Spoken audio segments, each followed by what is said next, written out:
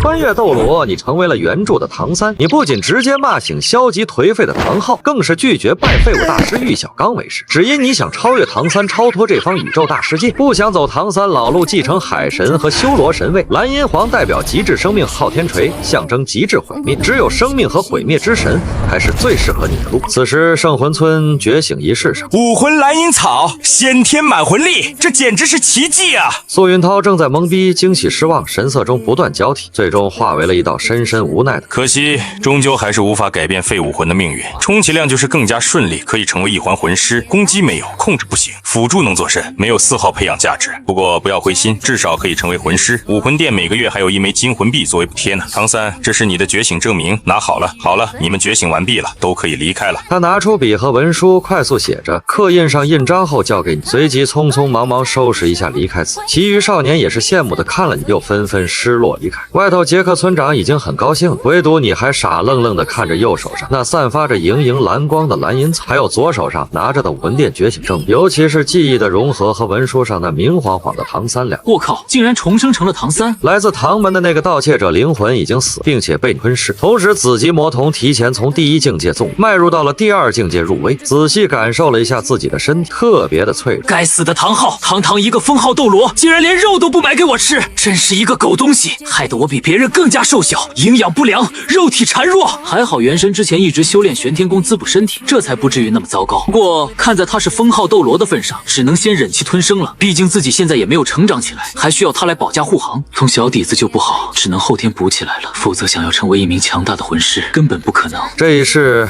你竟然取代了原著的唐三，那么就不可能再拜那个傻玉小刚为师，简直就是误人子弟。原著里头他给原神带来的帮助真的微乎其微，大结局还不要脸的说培养了一位神，你看到这里的时候都气笑了。蓝银草生命如此旺盛，走毒控路线也是神经病，应该走极致生命升华才对，更何况你这个是蓝银皇，只是现在还没有觉醒，生命力上去了，心念控制就能轻松做到缠绕，成为魂帝简直是多此一举，浪费了一个魂环位置。就这样的一个废物还成为大陆第1理论大师，再说了，那些理论不过是他从武魂殿偷来，大不了就是总结了一下就发表出去。玉小刚就是一个不要脸的盗窃者，更何况你还有第2武魂昊天锤呢。滋滋滋，一道微弱的电光在左手上一闪而逝。昊天锤的修炼不急，还是和原著一样，后期再添加高年份魂环也不迟，到时候来一个1力破万也是很爽。随即你意念一动，收起了蓝银草，转身离开。刚踏出殿外，老杰克就迎了上。小三，我听魂师大人说了，你是先天满魂力，真是天佑我圣魂村。村子有初级魂师学院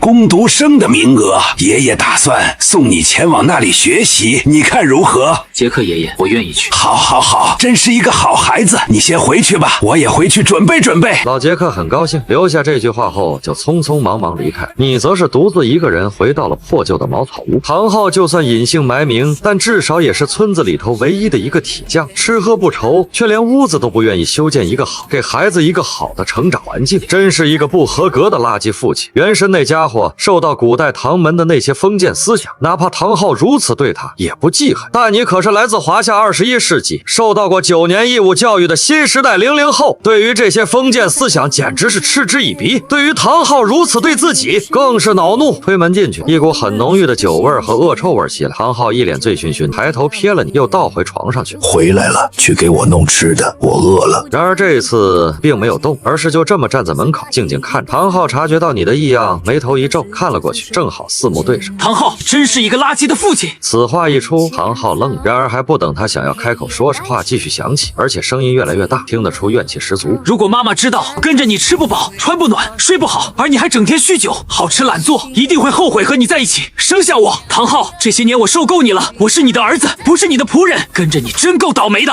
我不知道妈妈怎么死的，但她肯定不想看到你的死样，还有我这个营养不良的鬼样子，她会很心疼。你能不能有个当父亲的样子，对得起妈妈，对得起我吗？真是这个世界上最没用最垃圾的父亲和丈夫。妈妈当初看上你真是倒了8辈子的霉。我话已经说完了，要杀要剐你随便，把我杀了正好去陪妈妈。你将一直憋着的怨气一股脑全部骂了出来，情到深处，眼泪从眼眶中哗啦啦流下。唐昊被这一连串的怒吼震在原地，醉意瞬间消散。他张了张嘴，想呵斥，想辩解，看着儿子那瘦小身躯里爆发的巨大愤怒和委。回想想起这6年来自己对儿子的一幕幕，让所有的话卡在了喉咙里，一股难以言喻的剧痛和羞愧席卷了唐昊。他踉跄一步，靠在冰冷的墙壁上，铁塔般的身躯竟显得有些佝偻。你说的对，是我对不起你，更对不起你妈妈。小三，多谢你骂醒了我，后面我会慢慢弥补你的。父亲，你能醒来，这是最好的事情。你的武魂觉醒的如何？你右手掌和左手掌打开。我的武魂是蓝银草，还有这把名为昊天锤的锤子。这是双生武魂，不愧是我的儿子。唐昊直接冲上来，将你紧紧抱在怀中。这一刻，你甚至怀疑这6年来，唐昊根本没有将元神当成自己的亲儿子。一种无比复杂的思绪浮现。小三，帮助你觉醒武魂的人，知不知道你还有第2武魂？我隐藏了，并未暴露出来。他只知道我有蓝银草，而且我是先天满魂力。那就好，记住，以后不到生死存亡之际，不到你彻底成长起来之前，千万不要暴露昊天锤的存在。这把锤子意味着太多事情，一旦暴露在外，会给你带来杀身之祸。这件事情倒和妈妈的死，还有你这些年来的颓废直接关系吗？唐昊眼中深处闪过强烈杀机。这件事情很复杂，等你未来长大了，我自然会告诉你。还有，不要给昊天锤附加魂环，我另有打算，它将会成为非常恐怖的大杀器。唐昊走到角落里那个破旧的木箱前，翻找片刻，拿出了一枚看起来毫不起眼，甚至有些朴素的暗蓝色戒指。因为一些原因，我不方便出现在人前。这是一枚储物魂导器，是你妈妈留下的，里头有些钱，你用魂力注入其中就能打开。等你之后去诺丁城初级魂师学院上学，多买点东西吃，好好补一补，这也算是对你这些年来的弥补之一。你将戒指戴上，触感冰凉。这家伙果然有好东西，这枚戒指或许只是微不足道的一个。随即唐昊摆了摆手，脸上是前所未有的疲惫和落寞。去收拾一下吧，村长那边我会去说。他重新拿起酒壶，却没有立刻喝，只是呆呆地看着炉火。你深深看了一眼父亲，仿佛一瞬间苍老了许多的背影，转身回了自己那狭窄的小房间。有些心结不是一顿痛骂就能完，但至少你撕开了一道口，需要给对方时间消化。夜里，唐昊的身影悄无声息地出现在圣魂村后山的瀑布前，他凝视着轰鸣而下的水，眼中闪过一丝追忆。身形一闪，他已穿过瀑，进入了后面隐藏的山洞。里面一株纤细的、散发着莹莹蓝光的蓝银草轻轻摇曳，生机盎然。唐昊砰一声，直挺挺地跪在了。阿爷，我今天被我们的儿子骂醒了，他骂得对，我唐昊就是个废物，是个垃圾父亲，是个不配让你托付终身的混蛋。我没能保护你，也没能照顾好我们的儿子，我让他吃不饱穿不暖，让他受了那么多苦，我甚至不敢告诉他真相，只会用酒麻痹自己。我看着他那样子，听着他那些话，我的心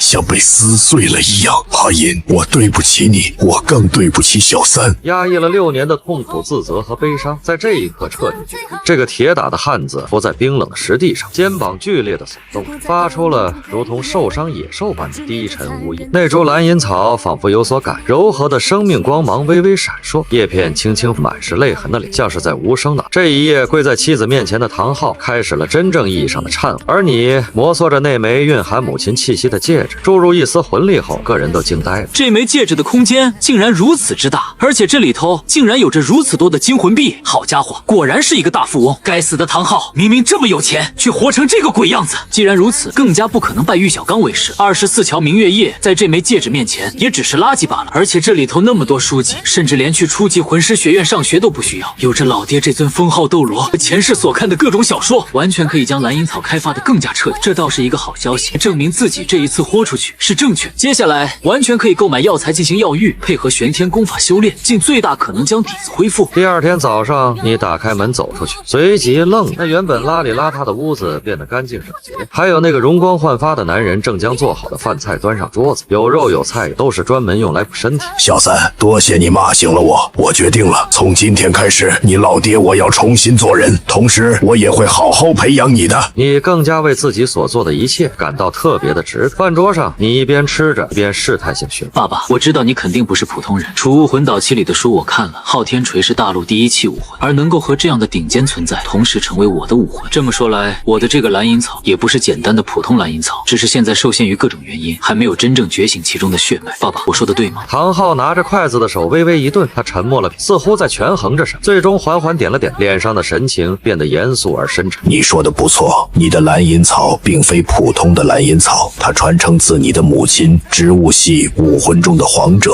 蓝银皇。可以和我说说妈妈她是一个怎么样的女人？你妈妈是一位温柔而强大的女子，她的武魂就是蓝银皇。当年因为一些原因，她被迫献祭，才保住了我们父子性命。他没有细说仇人是谁，儿子现在还太弱小，知道太多并无益处。爸爸，我能不去诺丁城初级学院学习吗？有着你在，那些书籍自学。不行，你必须要去接触更多的同龄人，出去见见世面，对你来说好处大于坏处。诺丁城初级魂师学院将在3个月后开学，这段时间正好可以给你补补身子，为之后吸收魂环打下更好的基础。那行吧。你突然想起还有小五这10万年兔子精，这家伙绝对不能被别人抢，不去的话无法接触，将10万年魂环和魂骨拱手送你，还没有那么大。至于玉小刚，不过废物吧，不足为虑。接下来的时间，你正式进入了正规修炼环节。太阳升起那一刻，前往后山最高处修炼玄天功和紫极魔瞳，剩下的时间跟着唐昊学习锤法，淬炼肉体和他对战，磨练战斗经验，还有结合药浴和食补一起。夜晚就在床上盘膝而坐，修炼魂力。日积月累之下，身体渐渐恢复，变得强壮起，气血充裕，精神十足，身高也得到了提升。3个月的时间一晃而逝。这天，唐昊皱着眉头，将一块满是腥臭味的块装桌子上。小三，这是你要的精胶，目前诺丁城能够购买到的就是这块100年份的。你确定真的可以用来强化肉体，增加吸收魂环的年份上限？要不我找个女子候着，关键时候可以用到。不用，根据我从书籍上学习到的知识，精胶肯定是有这个效果的。之所以被人误会成只能用那事情上，完全是使用方法不对。用高温将其融化成液体服用，就不会出现副作用了。我打算吸收一枚尽可能接近1000年的魂环，凭借着我现在的肉体强度，再加上这枚精胶，问题不大。更何况我吸收的是植物魂兽，我的武魂是传承母亲的蓝银皇，哪怕还没有觉醒，血脉位格上对于其余植物都是有着压制性效果。加上这3个月压抑的魂力，到时候我的等级将会迎来一次飙升，这样我就可以节省许多苦修时间了。如果真的是这样，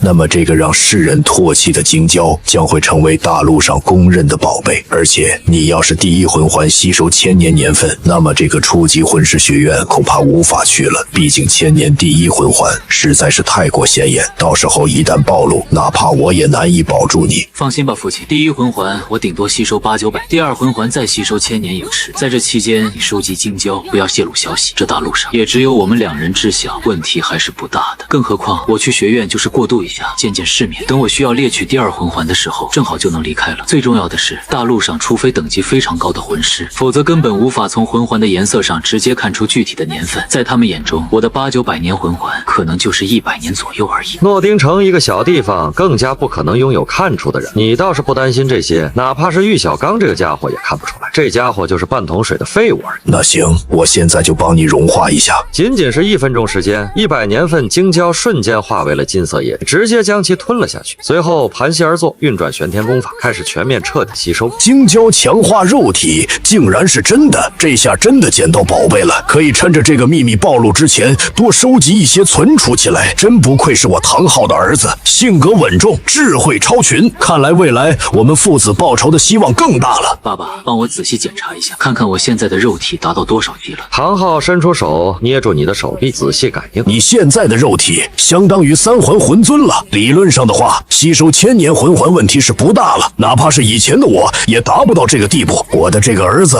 简直是妖孽怪物。小三，要不你还是吸收一枚1000年植物魂环，这魂师学院不去也罢，老爹我亲自带你去游历大陆，并且传授你一门隐匿魂力和魂环的法门。学院还是要去，哪怕逛一逛也好。父亲，你放心，我心中有数的。打那群家伙，我连武魂都不需要释放出来，魂环也不会显露。自从你决定要走极致生命升华的路线后，小五的魂环哪怕是10万年，而且一个植物、一个动物无法完美继承一切力量，会有类似生殖隔离的现象出现。所以玉小刚的理论是错误的，简直是误人子弟。至于昊天锤走极致毁灭升华路线，小五并不是力量爆发毁灭破坏方面的魂兽，自然也是不在你猎杀的范围，除非万不得已，否则不会考。不过养在身边总比被人抢走要好。行，我相信你。我先带你去星斗大森林狩猎第一魂环，之后我再传你隐匿魂力和魂环的法门，再去诺丁城上学。2人花费了1天左右，总算是抵达了星斗大森林。小三，你对于蓝银草第一魂环有什么想法？父亲，我的蓝银草要走极致生命升华的路线，所以必须要那种生命力特别旺盛千年兽。我选择的对象是千生命之花，虽然它没有有强大的攻击能力，但是生命力极其强大，丝毫不弱于一般的万年魂兽。等我成长起来后，蓝银皇可以用来辅助和治愈，昊天锤可以毁灭破坏对方，简直是一举两得。我的持久战斗能力将会非常恐怖，天下唯一。好，真不愧是我唐昊的儿子。那这个生命之花在哪里？妈妈的一本书上记载，生命之花生长在星斗大森林幽光湖畔中，我们先去那里看看吧。唐昊点了点头，很快便带你飞到了目的地。他身上散发出来的封号斗罗气息，让潜伏在周围的一些高年份动物魂兽和具备攻击力的植物魂兽不敢乱动，甚至是瑟瑟发抖，主动退避，不敢靠近。这就是有着一位封号斗罗老爹当靠山的好。你十分庆幸3个月前自己的易赌，否则现在还要过着苦逼的生活。你意念一动，从蓝银戒指内拿出了那本笔录翻看，上面有着对于生命之花的绘。根据对叶片上的纹路多少，你很快就找到了一朵1000年的生命。你直接拿出一把刀，将其主干切断，下一秒，一圈紫色的魂环出现在身前。小三，去吧，我给你守着。唐昊伸出手拍了拍你的肩膀，呼吸都有些沉重起来。第一枚魂环吸收1000年，一旦成功，必将是大陆唯一；一旦失败，他会出手阻止。有他这位封号斗罗在，题还是不大。你点头走上前，盘膝而坐，召唤出蓝银草，将这枚魂环牵引入体。和原著里头吸收的那个痛苦过程不一样，生命之花的1000年魂环并没有攻击，取而代之的是一种淹没感。你像是突然进入了一片温暖、粘稠而又充满生机的光之海。庞大的生命能量不是撕裂你经脉，而是像无数条温柔而坚定的溪流，无孔不入的向体内渗。每一个细胞都在这瞬间发出了饥渴欢呼，而体内积攒的细微杂质和一些微不可察的暗伤，被这股纯净的生命力如同潮水刷出，从毛孔排出，形成一层灰黑色的污垢。你感觉自己的恢复能力得到了个增强，一道浅痕或许能在数秒内以肉眼可见的速度愈合。在精神识海世界当中，原本混沌的景象被一片柔和的蓝金色光芒照亮，灵魂仿佛脱离了躯壳的束缚，不断上升扩张。你看到了周围树木体内生命力的流动，也听到了脚下泥土中种子破壳而出的微弱声响。在能量的最核心，你触碰到了生命之花蕴含的一丝微弱的生命规则，不是任何文字或语，而是一种纯粹的意义，关于生长，关于循环，关于滋养，关于共。当然，蜕变并非全是愉悦，当感知力被放大到极致，环境中那些枯萎、衰败与痛苦的生命气息也同样涌入感知。这种对比带来的强烈冲击，是对精神韧性的巨大考验，让你更深刻地理解了生命。与此同时，身后那株摇曳的蓝银草虚影开始发生巨变，草茎以肉眼可见的速度变得粗壮晶莹，叶脉中那乳白色的生命光晕开始流淌，让整株草都散发出一种圣洁而内敛的辉光。在能量的最深处，那属于蓝银皇的至高血被这股同源的生命规则之力触动，一股微不可察但位格极高的威严与亲和之开始从武魂深处弥漫开来，周围所有的植物建立了一种清晰的连接。一直守护在旁边的唐昊见此，也是露出震惊之色。蓝银草正在升华，小三身上那股皇者的气息开始出现了。看来吸收1000年生命之花，走极致生命升华路线是完全正确的。此时，星斗大森林内最后一丝能量融入你体内，所有的异象渐渐收敛。你眼眸深处闪过一道微弱的紫光，视线看得更远、更清晰了。空气中漂浮的能量威力，远处动物魂兽和植物魂兽的呼吸，脚下青草的喜悦，无数信息汇入脑海，却被强化后的灵魂有条不紊地处理着。你抬起手，召唤出蓝银草，它看上去依旧普普通通，但任谁都能感受到其中蕴含的磅礴而纯净的生命之力。一枚代表着紫色1000年的魂环从蓝银草的根部缓缓飘了起来。爸爸，这是我的第一魂技，生命感知。魂技开启后，微观洞察、情绪共鸣、能量轨迹预判，范围覆盖面广。这个魂技集合了侦察、鉴宝、读心、预判于一体，是一个具备超强、超广开发程度的技能，尤其是感知天才地宝的能力特别强大。随着魂环吸收完毕，那封存了3个月以来的魂力也得到一次性的释放，让等级直接从原本的10级一路飙升到了15级。你开启了第一魂环，仔细感知周围的一切，很快就看到一株能量光芒特别浓郁的植物，于是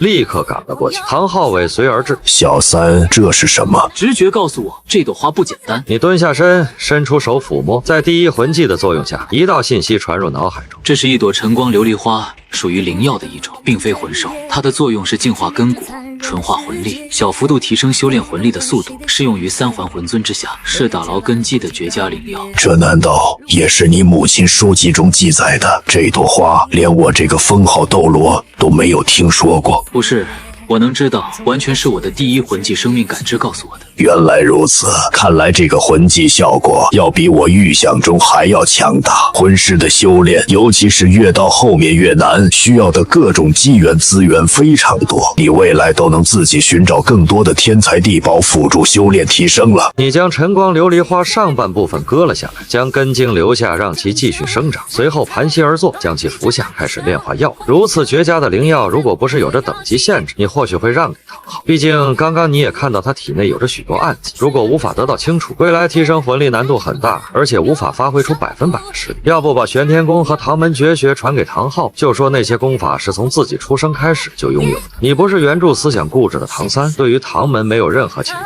如果能够让唐昊因此实力更强大，在未来更好保护自己，给出去也无妨。半炷香后，你彻底炼化完晨光琉璃花的药力，站起身，抬手一挥，密密麻麻的蓝银藤蔓出现，形成缠绕束缚之势，控制着前方一颗大石头。随着你拳头一握，硬生生将石头搅碎。爸爸，这是我的自创魂技，属于控制类，名为蓝银缠绕。刚刚吸收的晨光琉璃花，提升了我对植物控制力的领悟，有着旺盛生命之力的支持，这个控制的效果并不弱，所以我的蓝银草走极致，生命升华路线是完全正确的。这一幕要是被玉小刚看到，表情一定是非常精彩。不错，蓝银草就应该走极致生命升华的路线。如今魂环已经猎取完毕，是时候将魂力和魂环隐匿的运转法门传给你了。你做好了，等一下我会将一道魂力打入你体内，你跟着不断运行尝试即可。你再次盘膝而坐，已经迫不及待了。有了这个法门，对出现在人前作用很大。你并不想将自己的一切底牌暴露出去。下一秒，一股强劲的魂力就进入体内，游走于全身。你也运转魂力跟着走，有着封号斗罗手把手带着，外加你悟性极高，一炷香时间就学会了。父亲，我也有一部功法要传给你，是我出生时就在我的脑海中出现的，名为玄天功，可以修炼魂力和内力，还自带着一些奇特的技巧，或许对你能够有帮助。不过这是属于我们父子的秘密，没有我的同意，你不能和别人说。真不愧是我唐昊的儿子，看来你是被气运眷顾的存在，是你这些年每天修炼的那个吗？父亲，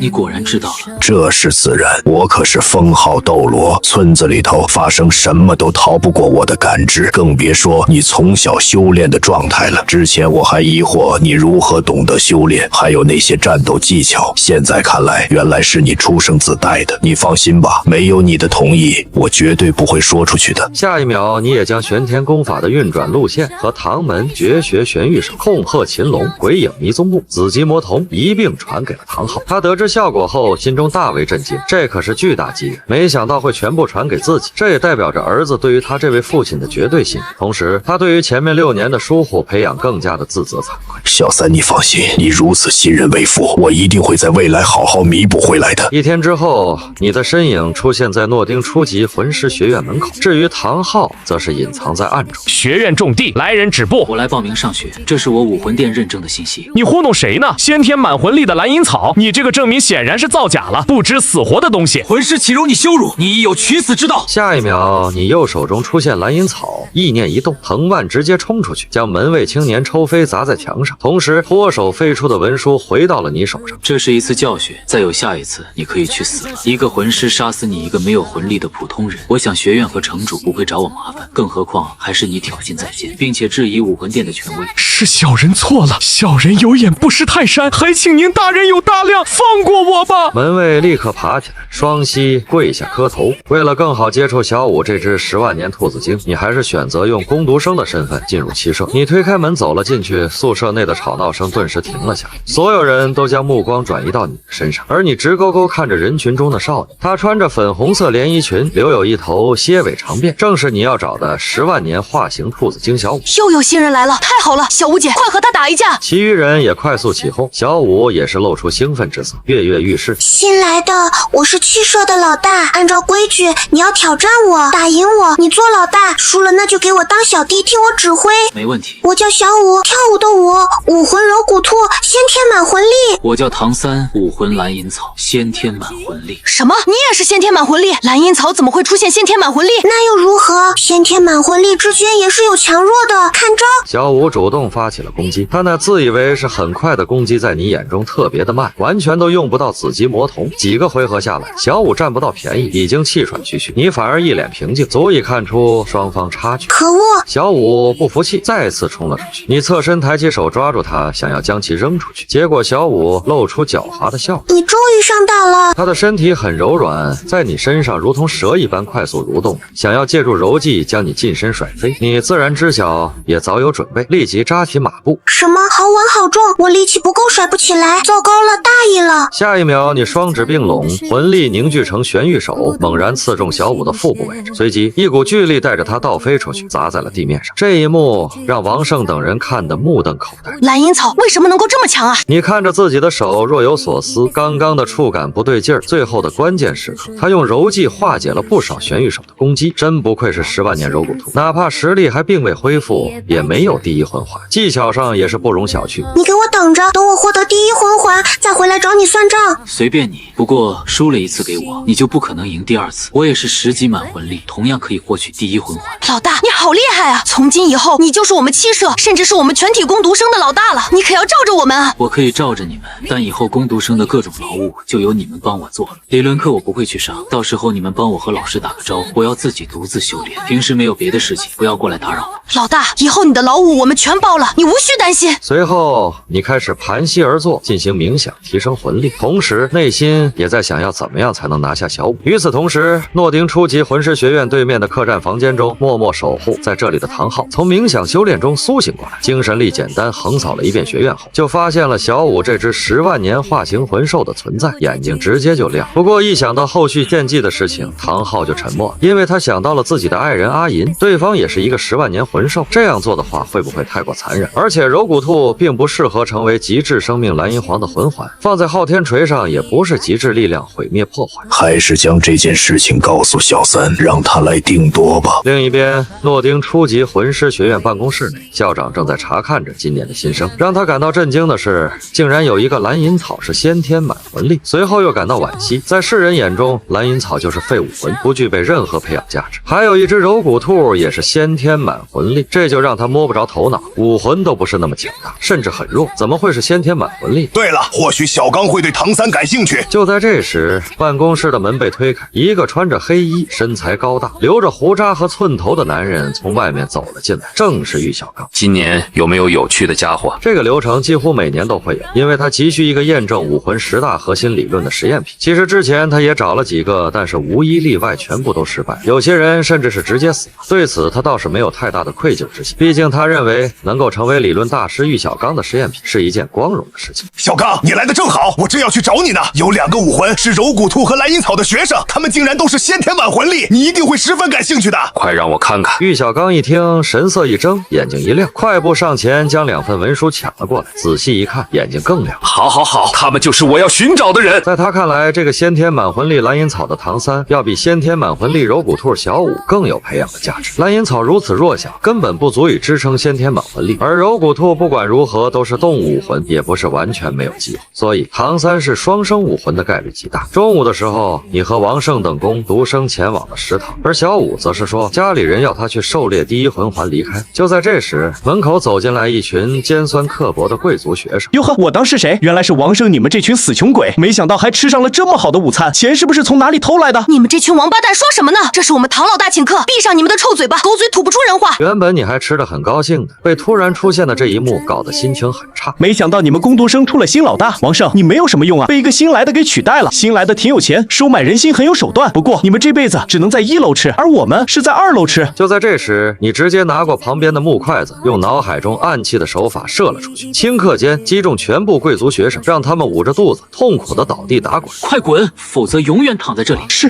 贵族学生立刻跑路去找后台帮忙。这一幕正好被在2楼吃饭的玉小刚看在眼里。好玄妙的手法，看来来是一个可造之才。你们吃完饭离开食堂，即将抵达宿舍的时候，玉小刚不知从哪里出现，挡在了众人的身前。等一下，王胜等人纷纷低声议论起来。他怎么会出现在这里？不过是一个住在学院白吃白喝的家伙罢了。唐三是吧？我有事情想要和你单独聊一聊，是关于你武魂未来发展的。玉小刚无视其余人的话，直视着你，双手背负在后，额头微微昂起，显露出傲慢之色。有什么事情你直接在这里说就是。我的武魂是蓝银草，没什么见不得人的。就是，休想忽悠我们唐老大。这件事情非同凡响，我必须和你单独谈谈，越少人知道越好。你不听肯定会后悔。爱说不说，而且我们和你并不熟，请这位大师让开，别挡道，要不然我们只能去校长室告你故意骚扰我们了。我们走着瞧。玉小刚冷哼一声，甩手离去。或许对方也是碍于自己老大的身份，只能随波逐流。等单独一个人之后，就可能不一样。这一次他也有些唐突，竟然没有考虑到这一点。玉小刚内心如此安抚着自己，就没有那么生气了。老大，你可千万不要被这个大师给忽悠了。我听说他的武魂是一头只会放屁的猪，要不是和校长有点朋友关系，也不可能在这里白吃白喝。要我说啊，还是校长大人太仁慈了。要是换作是我，早就将其踢出去了。是啊，我听说他这个年纪了，也才29级，这样的人能够教导我们什么？在学院里头，没有人瞧得起他。放心吧，我心中有数。与此同时，高年级的地盘上，那个新来的工读生不简单，用木筷子就让我们痛得不行。他绝对是一个异环魂师。肖老大，您可要为我们报仇啊！我们也是为了维护您的颜面被打了。那个姓唐的打我们，就是打了您的脸面。一群小弟捂着肚子，将事情添油加醋的说了出来。他什么武魂，能够用几根筷子击败这么多人？此人肯定不简单，一个真正的穷鬼，怎么可能做到这些？不知道，他并没有动用武魂。那你们是真废物，连别人的武魂都逼不出来。你去给工读生传话，就说我萧晨宇要向他们发起挑战，有种就来学院后山的平地，如果不来，以后见一个打一个。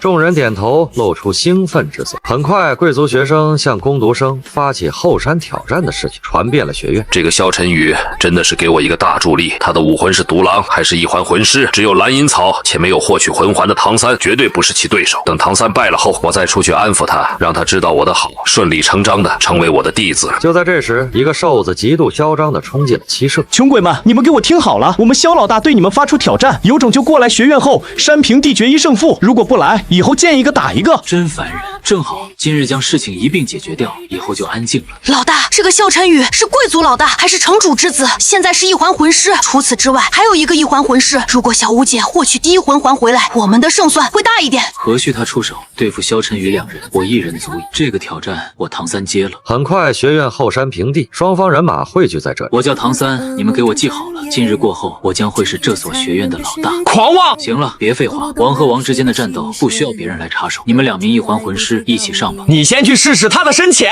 唐三，亮出你的武魂和魂环吧。对付你还用不上。找死！第一魂技重击！瘦猴少年被小乔勃然大怒，挥舞起手中的棍子狠狠劈下。同一时间，身上的白色魂环亮起，棍子的力量瞬间得到飙升。你将魂力凝聚在右手，下一秒长棍就被你死死捏住。这一幕让在场的众人和看戏的校长和老师们纷纷露出震惊之色。竟然以单纯的肉身之力接住了第一魂技，这唐三不简单啊！真的是废武魂蓝银草吗？不会有错了，他一定是双生武魂，仅凭一个蓝银草武魂，绝对不可能做到。你稍微一用力，便将棍子从少年的手上抢过来。下一秒，迎接他的便是你的狠狠一击。少年惨叫一声，倒飞出去，直接昏迷不醒。你手中的长棍也化为粒子消散。见到这一幕，萧晨宇露出凝重之色，没想到对方比他预想中的还要厉害。他不想打，想要认输，但是自己可是贵族老大，更是城主之子，所以只能硬着头皮上。第一魂技狼魂附体，一枚白色魂环从萧晨宇脚下升了起来，一头狼的虚影出现，和他融为一体。他整个人得到30%的速度，力量、防御提升。下一秒全力出击，朝着你冲杀而去。啊，来得好！你嘴角上扬，心中默念自创魂技蓝银缠绕。下一秒，蓝银草从手上出现，被精神力控制着，快速衍生出许多藤蔓，朝着萧晨宇缠绕而去。施展魂技，为什么没有显露魂环？萧晨宇眉头一皱，但还是猛然扫出自己的利爪。下一秒，他的攻击被藤蔓硬生生抵挡下来，并且顺着手爪快速延伸而上，将他整个人缠绕起来。不好！萧晨宇大惊失色，想要躲避已经迟了，全身上下已经被死死束缚住，无法动弹。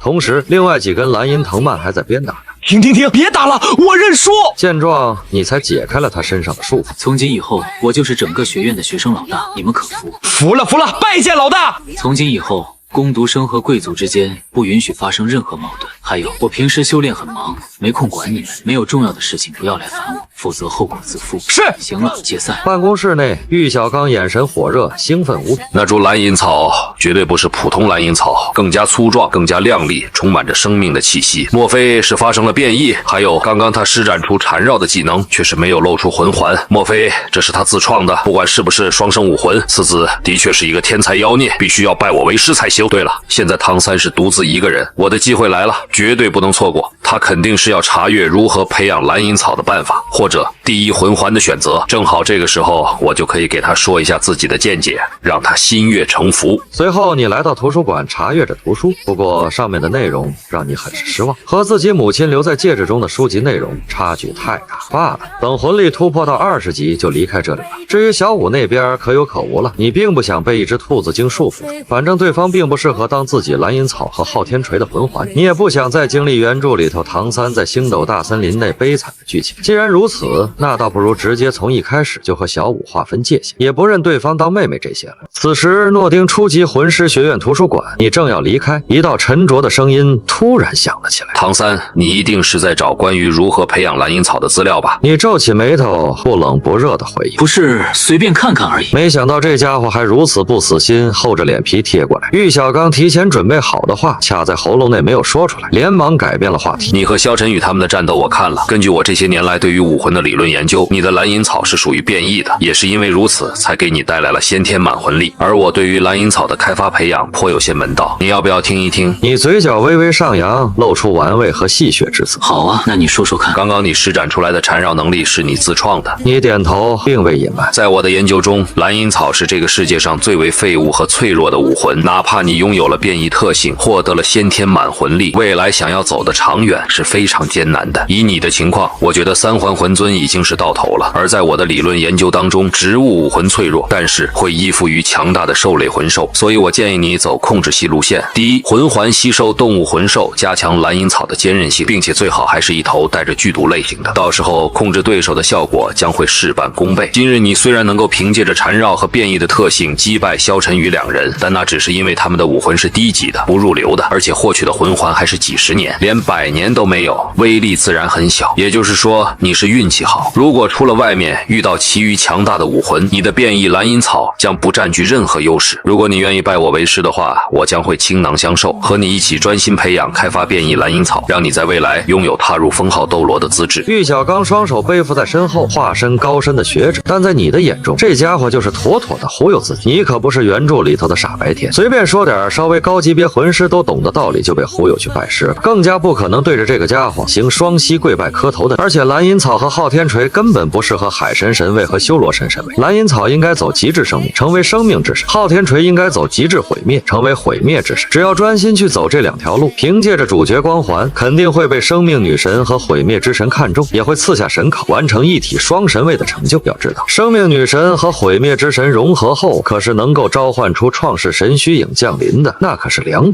这个世界真正天花板的存在，哪怕只是虚影，不是本体，也绝对不是修罗神和海神可以碰盆的存在。不好意思，我并不打算拜师。对于我自身蓝银草的开发，我比你更加清楚。植物武魂吸收动物魂兽固然可以成功，但根本无法完美继承全部的力量。魂环就应该吸收植物魂兽的，而且蓝银草生命如此旺盛和顽强，作为理论大师，竟然连这点都不知道，果然是一个只会白吃白喝的半吊子。哪怕不是蓝银草，只要是植物相关的武魂，就应该直接走生命位格升华的路线，只要根茎，哪怕孢子和种子还在，就能重生。而动物魂兽只要被杀死了，那就是真的死了。玉小刚眉头一皱，露出不悦之色。那你说说，对于蓝银草要如何开发培养？这是我的秘密，没必要和你说。你既然理论知识如此厉害，那你对于武魂和魂师怎么看？那当然是没有废物的武魂，只有废物的魂师。这正中你的下怀。那我可是听说，大师你的武魂是一只只会放屁的猪，而你的年龄也有40多岁了吧？可你的魂力只有29级，终身无法突破30级。既然你理论知识如此厉害，那为什么你不能开发培养自己的武魂，让自己的魂力等级突破上去呢？为什么你现在还蜗居在小小诺丁城，做一个学院里头白吃白喝，满足大道理和理论论的人。没有废物的武魂，只有废物的魂师，这说的不正是你吗？你的脸皮这么厚的吗？根据我的了解，之前你也收过几个学生吧？他们似乎都没有再出现过了。我看应该是实验你的理论，最后死了吧？你就是想要拿我当实验品，验证你那狗屁的理论知识。你算什么大陆第一理论大师？你就是一个骗子，一个误人子弟，只会白吃白喝的废物。唐三，你目中无常，太放肆了！今日我就替你长辈好好教训你。玉小刚面色发红，恼羞成怒。你所说的每一句话，就像是尖锐的针，深深扎进了他的心脏，这是他最无法接受、最脆弱的敏感点。放屁如打雷，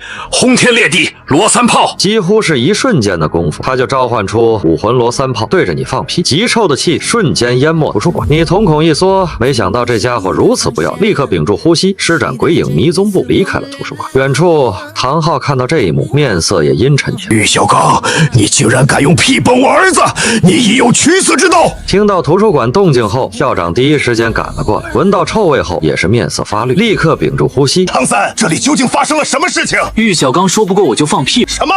简直胡闹！他竟然不要脸的对一个小孩子出手！玉小刚冷静下来后也开始后悔，他知道这下子收徒完全没有希望，自己和唐三的关系将会无法挽，但他也是忍无可忍才这么做。他的高傲和尊严被一个小孩子践踏，换作是任何人都无法接受的。玉小刚，你给我滚出来！听到这熟悉的声音，玉小刚打了个冷颤，对方是一个4环魂宗，距离5环魂王也不远，位高权重，绝对不是他一个被蓝电霸王龙家族逐出宗门的落魄子弟可以得罪的。更何况他还只是一个不具备攻击力、一辈子突破不了30级的废物。他紧握拳头，收起了罗三炮，硬着头皮走了出去，目光躲闪，不敢和面前的男人对视。玉小刚，我好心收留你白吃白喝不授课就算了，这些我看在朋友份上和你的理论大师名头上忍了，你现在竟然厚颜无耻的对一个6岁孩子出手，你还是不是人啊？你知不知道你的屁好臭啊？是想要将整个学院都腌入味，臭死这里的老师、学生还有我，然后你来继承学院吗？这些年来，不管是贵族学生还是工读生，还有其余老师，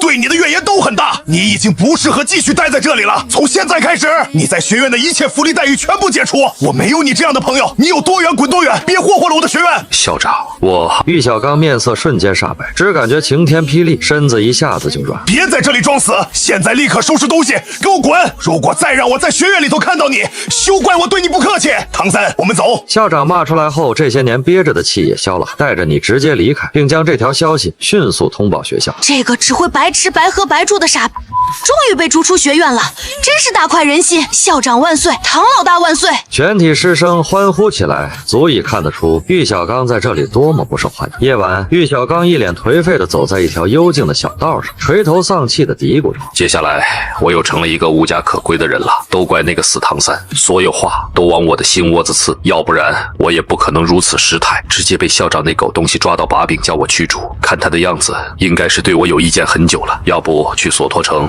投奔弗兰德算了，如果可以的话，再让他帮我教训一下这个校长，还有那个唐三。然而就在这时，一道冰冷低沉的声音响起：你没有这个机会了，玉小刚，因为今晚就是你这个废物的死期。是谁？玉小刚心神俱震，瞬间召唤出武魂，2个黄色魂环从脚下升起来。只见黑暗中站着一个披着黑袍的男人，看不清楚真容。然而下一秒，一枚枚魂环从他脚下升了起来，黄黄紫紫，黑黑黑黑红，恐怖的气息碾压而下，将罗三炮直接吓得缩了回去。玉小刚整个人趴在地上，意识被恐惧笼罩。封号斗罗面下，我不知道什么时候得罪您了，为什么要杀我？我爸是蓝电霸王龙宗宗主，只要不杀我，我可以帮你做很多事情。只见黑袍人手中出现猩红的昊天锤。唐三是我的儿子，你以大欺小，已有取死之道。区蓝电霸王龙宗，我还不放在眼里。你老爹要是敢来，我照样将他锤成肉饼。记住了，杀你之人，封号昊天。昊天斗罗，你不要杀我！我并不知道唐三是您的儿子，我知道了，他一定是双生武魂，他另外一个武魂是昊天锤。再给我一次机会，求您了。你猜对了，不过你没有机会了。唐昊直接一锤子砸下，扑哧一声，鲜血飞溅，玉小刚的脑袋直接扁，血肉脑髓骨隔成了一滩渣渣。随后唐昊在玉小刚身上搜索了一下，别说这个落魄的少爷身上的好东西不少，一些书籍说不定对小三也有用。储物魂导器一共有2，一个是戒指，一个是腰带。唐昊也将其收了起来。最后看了下玉小刚的尸体，这家伙毕竟身份摆在这里，要是死讯传回蓝电霸王龙宗，或许会带来不必要的麻烦。外加这家伙以前似乎和武魂殿现任教皇比比东有着不深不浅的情侣关系，不知道得知玉小刚死了，那个女人会不会派人调查？所以尸体必须要处理干净。于是唐昊运转魂力，开启杀神领域，吞噬了玉小刚全身鲜血，将其化为干尸，又找个地方将其埋进地下，确认没有任何后患。另一边，你的心情特别爽快，将玉小刚赶走了，就不需要担心被人给惦记。就在这时，小五回来了，他双手叉着腰，昂起头，一脸傲气。唐三，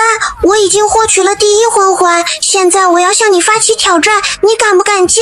你不是我的对手，之前不是，现在也不是，以后更不会是。唐三，你别瞧不起人，我第一魂环吸收的是100年，一定可以击败你。既然你执意如此，那就去学院后山吧。这个时间点那里没有人，不会打扰到别人。后山之内一片黑漆漆，只有少许的月光。你用紫极魔瞳查看四周，发现没有人观察后，也彻底放心下来。唐三，我将一雪前耻。小五站在你对面，粉色柔骨兔虚影出现，直接附体，一枚黄色百年魂环在脚下浮现。小五，这里没有别人，我给你看点好东西吧。一枚紫色的魂环从你脚下缓缓升了起来，一股恐怖且旺盛的生命力气息扩散而出，镇压此地。原本跃跃欲试的小五见此，瞳孔瞪大，露出不可思议之色。学院理论课上老师说过，第一魂环极限是423年，第二魂环极限是764年，第三魂环才是1000年开始。可为什么眼前这个家伙不按套路出牌呢？他可是专门听了课堂，了解了人类魂师体系后，这才凝聚出第一枚魂环，年份就在423年，正好卡在了人类魂师能够吸收的极限年份，这样就能不让自己成为一个异类了。现在魂师界那一套理论并不完美，在我的研究里，魂师在吸收万年份之前魂环的时候，只需要承受来自肉体魂力的冲击，理论上只需要肉体足够强大，完全可以在第一魂环吸收。9999年的魂兽达到了万年，就会产生强大的精神怨念冲击，所以吸收万年魂环才是最大的挑战，尽可能在魂王层次更加安全。我的武魂乃是蓝银草，为了让它获得足够的能量进化，我从小就锻炼肉体强度，冒险在第一魂环尝试吸收1000年的，不过结局是成功的，这也验证了我的理论是正确的。更何况我吸收的还是植物魂兽，魂力冲击要比动物魂力冲击更小，吸收完后所能继承的能量也越多。小五露出震惊和恍然大悟之色，没想到你还有如此学识和气魄，那我更要和你打一场了。而且你的蓝银草比我在路边遇到的那些更香。他咽了咽口水，兔子精最爱吃的就是萝卜和草。来吧，你深吸一口气，暗中运转遮掩法门，紫色魂环消失不见。看招！小五速度很快踢来，然而在你的紫极魔瞳眼中却是很慢。快速侧身躲开腿弓的一瞬间，伸出手死死捏着小五的腿腕处，猛然用力将其甩飞出去。同一时间开启蓝银缠绕以及第一魂技生命感知，意识瞬间覆盖周围。蓝银草收到指令后，迅速化为粗大藤蔓，从四面八方朝着小五快速突击而去，想要将其束缚起来。然而他嘴角上扬，第一魂环亮起，第一魂技瞬移。下一秒，他的身影瞬间消失在半空中，蓝银草藤蔓扑了个空。你第一时间就反应过来，他的第一魂技变竟然不是邀功，而是瞬移。你借助周围蓝银草的视觉，瞬间发现了小五出现在身后。你立刻转身凝聚魂力，一拳打出，正好和小五踢过来的脚碰上。在肉体对碰方面，他是远远不如你的。下一秒，小五就被击飞。紧接着，你快速近身，手指变成了玄玉色，一拳打在了小五的胸膛上。速度太快太突然，小五躲无可躲，只能硬着头皮硬接下来，同时用身体的柔韧性尽量巧妙卸掉你的力道。尽管如此，他还是吃痛的飞了出去，摔在地面上连续打滚，同时周围蓄势待发的蓝银草藤蔓冲击而出，瞬间将他全身束缚起来，只露出一个兔头。战斗结束，小五，你输了。可恶，这真的是蓝银草吗？怎么会这么坚韧啊？小五拼了命的想要挣扎，然而蓝银藤蔓却缠绕得越紧，让他呼吸都变得困难起来。小五，人类世界比你想象中更加危险，你把握不住的。要不回到你该回去的地方，等你达到了成熟期后再出来吧。你走到小五身前，蹲下身，伸出手抚摸着他的兔耳朵，眼睛变成了紫色，用只有2人的声音劝告。不管如何，原著里头小五和唐三的羁绊实在是太深了，不如劝其回到星斗大森林，在大明和二明的庇护下成长到成熟期再出来。而且你也想让小五借助着天然的优势，看看能否帮助自己提前寻找到高年份的植物魂兽，让后续的魂环吸收更加顺利。只要不让小五参加全大陆魂师精英大赛，出现在武魂城还有那些封号斗罗眼皮子底下，那就不会暴露身份，就能最大可能的避免原著里头的悲剧上演。而你也不打算参加这个比赛，这一世要尽可能的隐藏自己，躲在幕后苟着发育，然后惊艳所有人。小五瞳孔地震，猛然抬起头，死死盯着。什么意思？我听不明白你在说什么。我本身就是人类，要回哪里去？你信口胡诌。小五，别装了，我的这双眼睛可以看破你的真实身份。你是10万年柔骨兔化形，并非真正的人类。随随便便一个拥有看破虚妄瞳术的魂师，都有很大概率可以看破你这层身份。你太大意了，人类世界中的隐藏高手比你预想中的还要多，你应该达到了成熟期后再出来的。我的确是大意了，没想到小小的偏远之地竟然会有你这般超出寻常的人类小孩。不错，我的确是10万年柔骨兔化形的人类。那你为什么不囚禁我？等你实力达到后杀了我，吸收我的10万年魂环魂骨，这对于人类来说是无法拒绝的诱惑。本来我是这么打算的，不过我只是打算封印你的魂力，囚禁你，并不打算吸收你的魂环和魂骨。为什么？那可是10万年魂环魂骨啊，至少可以给你带来巨大的实力提升，还能最少获得2个魂骨技能。你不心动，我才不信！你们人类最坏最贪心了。因为我不忍心伤害你这么可爱的小女孩。虽然你是10万年魂兽化形，但自从你选择了这条路开始，从某种意义上来讲，你现在就是一个人类了，并不是所有魂兽都拥有这般勇气，牺牲掉自己的10万年修为，化形成为一个手无缚鸡之力的人类孩童，进入人类世界慢慢恢复实力的。你能有此决心，看得出人类世界这边有着你非常重要，甚至是为了牺牲生命都不得不去做的事情。我说的对吧？小五听到你说自己可爱，先是面色一红，冷哼一声，别过头去掩盖，但很快又垂下脑袋，露出伤心神色。少在那里假惺惺了，我才不需要你来可怜，你们人类没一个是好东西。我来到人类世界的确是有自己不得不去做的事情，这件事情和你无关，你不需要知道，而且我才不相信这是你唯一的理由。的确，这并非是我的全部理由。第二个原因也是最主要的，你的魂环和魂骨并不适合我。我的蓝银草走的是极致生命升华的路线，需要的是生命力特别旺盛的植物魂兽魂环，而你并不是植物魂兽，生命力也不旺盛，我即便吸收了也无法完美继承和吸收。至于魂骨的话，我也是只吸收生命一类魂兽产出来的，而且我也想要你帮我寻找这一类的植物魂兽。其实人类和魂兽之间未必完全就是敌人，魂兽有好坏，人类有好坏，说白了就是双方立场不同。而你现在已经化形人类之躯，那就是人类的立场了，魂兽那边会天然排斥你。人类世界的强者太多，哪怕你成为封号斗罗，力量也是渺小的。你需要一个盟友，我觉得我就挺不错的，你可以考虑一下。好了，该说的已经说完，是去是留，你自己做决定吧。你意念一动，解开了小五身上的藤蔓束缚，转身离开。等一下，我的确需要一个值得信任的盟友，你很适合，但我不会回去星斗大森林。你也说了，我现在是人类之躯，天然会被魂兽排斥。你这里有没有什么可以隐秘我魂兽气息的东西或者办法？作为交换条件，我可以发动我在星斗大森林内的兽脉，帮你寻找后续生命力特别旺盛、年份高的植物魂兽。你缓缓转身，嘴角上扬。选择我当盟友是最好的，因为我很理智。但为什么你就不能等成熟期再出来呢？因为我需要用这段时间彻底融入人类世界，成为一个人，而且到达成熟期需要太长时间了，至少要等我6环魂帝，哪怕我只是恢复实力，也是需要好多年的。我倒是有一个办法，通过改变体内魂力路线的运转，隐秘自身气息，但是这个方法治标不治本。不过除此之外，我还知道一朵名为相思断肠红的仙草，你只要服用或者带在身上，就能起到彻底隐藏魂兽气息的效果，封号斗罗来了也看不穿。但是这朵仙草目前为止并不好找，而且它需要认主才能被摘取下来，所以前期你还是先用第一个办法吧。那我现在要如何做？盘膝而坐，跟着我的魂力运转路线走。下一秒，你的手直接按在了他的背上，一遍一遍的运转着。小五的气息比起之前更加的远。记住，只要你在人类社会，就要时刻运转，最好不要停歇。没有人可以确定会不会哪天封号斗罗或者魂斗罗，又或者拥有看破你身份的武魂魂师出现。为了保险起见，以后也少用魂力和魂技打架。只要小五跟在身旁，时刻受到监控，倒也不需要太过担心。更何况如今父亲唐昊也获得了玄天功法，只要等体内伤势治愈的差不多，实力恢复如初后，只要不是武魂殿倾巢而出，都休想带走小舞。小舞减少暴露，就不会让比比东回想起星斗大森林那一只漏网之鱼，也不会出现后续武魂殿针对小舞的猎魂计划。那原著里头自己和小舞的悲剧就不会上演。我知道了，以后我会少点战斗的。多谢你，唐三。你放心，你以后的魂环我全包了。我会让我的伙伴专门为你寻找后续的生命力旺盛、年份高的植物魂兽。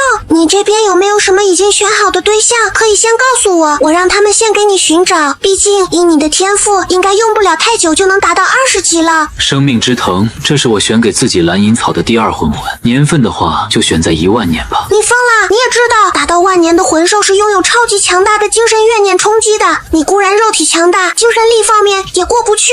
这些日子我会好好准备的，你无需担心。而且生命之藤并不具备攻击能力，它是属于一种专注提升自身生命力的植物魂兽，我有信心可以吸收成功。行吧，我知道了，我现在就回去一趟，用我的方式通知他们。你就说我请假回家一趟处理事情，几天之后我会回来的。此时，诺丁初级魂师学院后山，一道身影从黑暗中走了出来。爸爸，你来了，我就知道你一直都在。唐昊看向小舞远去的背影，没想到我们的运气会这么好，竟然在诺丁城遇到了这么一只10万年化形成人的柔骨兔，而且你竟然能够看出它的真实身份。本来我还打算过来告诉你一声的，现在看来没这个必要了。这是紫极魔瞳的功劳，我已经修炼到了入微阶段，外加他现在是幼生期，我才能够看穿的。说实话，你对他到底如何想的？毕竟这可是10万年魂环和10万年魂骨，大陆上无数人都会心动。要不是你老爹，我魂环满了，都想杀了他获取魂环。正如刚刚我和他说的一样，想必爸爸你也听到，我走的是极致生命升华和极致毁灭升华。他一只兔子真的不适合我，留着他在身旁时刻监视着，总比被别人宰了好。更何况我还能让他帮助我寻找合适的植物魂兽，而且只要他不死，未来肯定是封号斗罗，以后我们也能多一个盟友。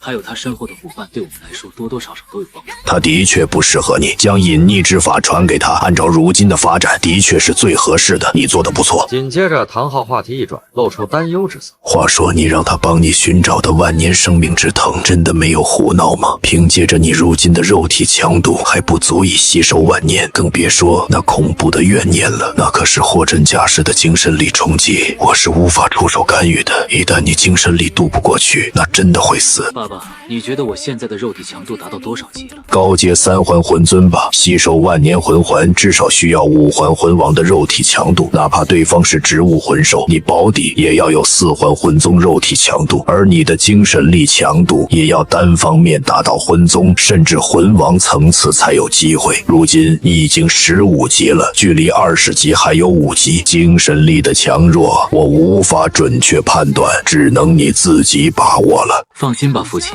我心里有数。这些日子，你帮我多找一些高年份的精胶。诺丁城没有，那就去别的城市看看。肉体强度有着高年份精胶帮助，提升起来问题还是不大的。至于精神力方面，我会修炼紫极魔瞳提升，还有到时候前往森林之内，看看能否借助这第一魂环，感知到对我精神力提升有用的天材地宝灵药之类的。那就先这样，这段时间我会出去给你找精胶，在我回来之前尽量不要出去学院，等我回来后再带你去森林内找找天材地宝和灵药。还有玉小刚被我杀了，我已经将他的尸体处理干净，没有别人发现。这件事情你知我知，天知地知就行了，切莫说出去，小五也不要说。玉小刚背后的势力其实并不简单，但他却是因为武魂的恶性变异被逐出宗门了，只要不引起太大波动，就不会被关注到。这是我从他身上摸出来的2件魂导器，里头有些书籍和别的东西，或许对你有用，拿去吧。你竟然把他给杀了，不过这样也好，那家伙今天放屁崩我，全然不顾长辈的颜面，的确不是什么好人，品行低劣死了，活该。放心吧，这件事情我会守口如瓶。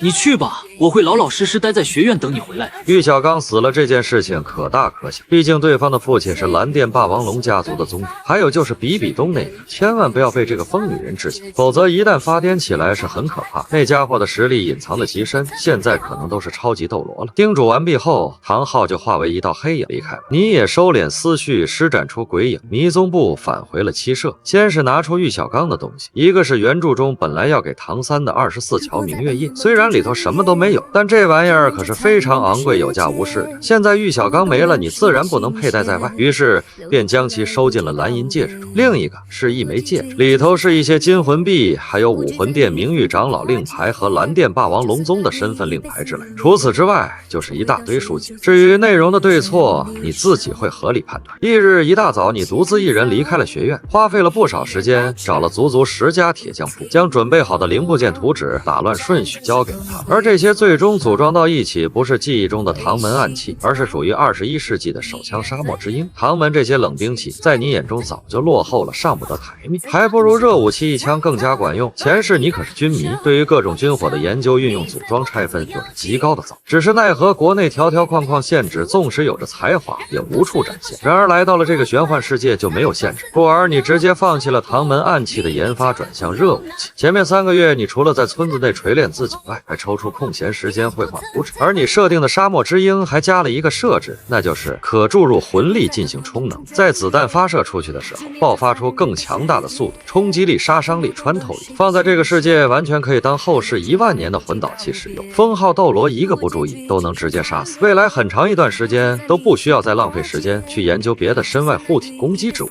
3天后，小五回来了，他已经安排了大明和二明去寻找。今日你前往那10家铁匠铺，将尾款结清，拿走了全部零部件，找了一个无人的角落，根据脑海中的记忆开始快速组装。很快，一把黑色的沙漠之鹰出现，在阳光的照射下闪烁着森冷的杀机，子弹也装填完毕，而且还是加装了消音版本。就在你准备将沙漠之鹰收起返回学院之时，一个阴恻恻的声音从身后的小巷入口处响了起来：“小子，站住！”你心中一动，但并不惊慌，反而还有一丝兴奋。不出意外的话，实验沙漠之鹰的活靶子来。只见巷口被2个穿着劲装面露不善之色的男子堵住，2人看起来都是20多岁的年纪，身上魂力波动，赫然都是2环大魂师级。开口的是个瘦高个，眼神贪婪地盯着你刚刚揣入怀中的钱袋，因为思绪都放在沙漠之鹰组装上，故而忘记放进蓝银戒指中，没想到就因此被盯上。你走到2具尸体旁，先用玄玉手捡起了弹头和弹壳，这可是能够重复使用的，就这么丢掉实在是浪费。从磨损程度来看，每颗子弹至少还能再用2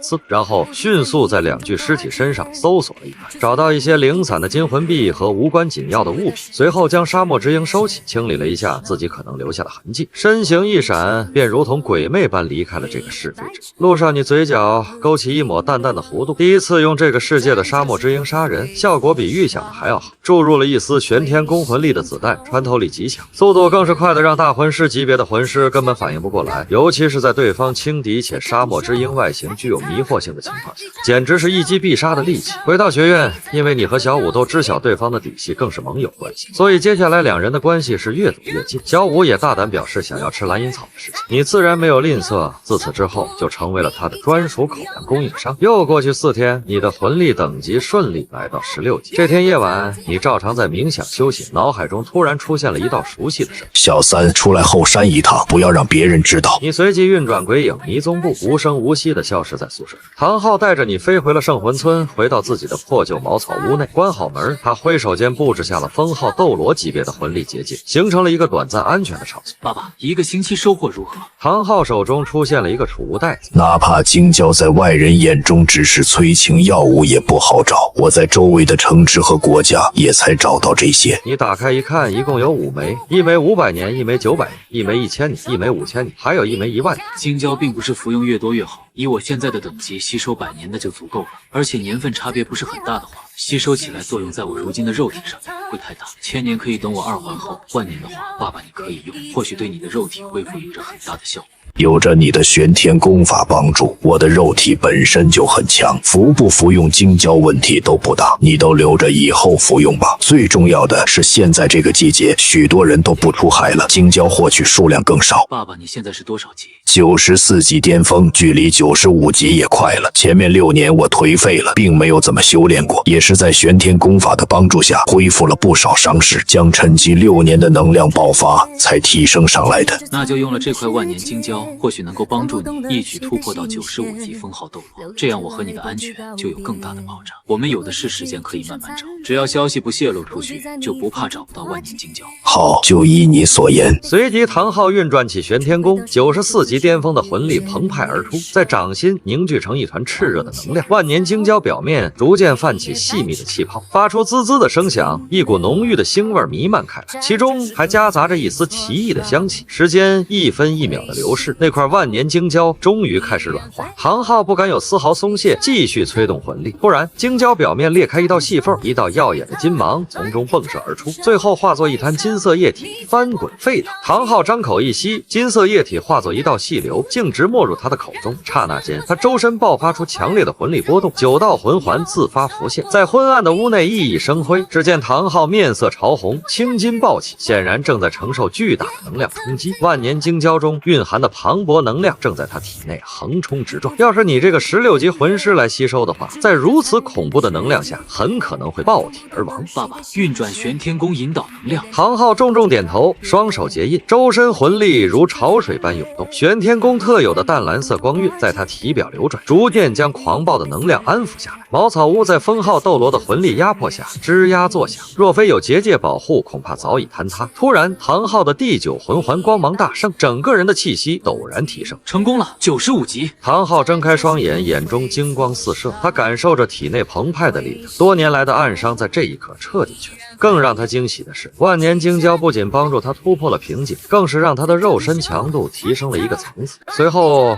唐昊如法炮制，将那块500年份的晶胶融化成金色液体。小三准备好，来吧。你盘膝坐下，调整呼吸。当那团金色液体飞入口中时，立刻运转玄天功，引导着能量在4肢百骸中流转。相较于万年晶胶，500年份的能量温和许多，但依然让你感受到了不少压力。你咬紧牙关，全力运转功法，感受着肉身在能量冲刷下逐渐强大。待最后一丝能量被吸收，你缓缓睁开双眼，感觉如何？非常好，爸爸，你来帮我检查一下吧。唐昊伸出手，捏着你的手臂，仔细感知了一下。现在你的肉身强度应该已经达到巅峰魂尊，好好炼化后续的药力，突破4环魂宗，问题应该是不大了。如此短时间内就不继续服用900年的晶胶了，否则我的肉体也未必承受得住，很可能会适得其反。明天我会去和学院请教，然后我们前往魂兽森林寻找天才地宝和灵药，辅助我提升精神力。第二天，你拿到假条后，七拐八绕来到了一处废弃的院落。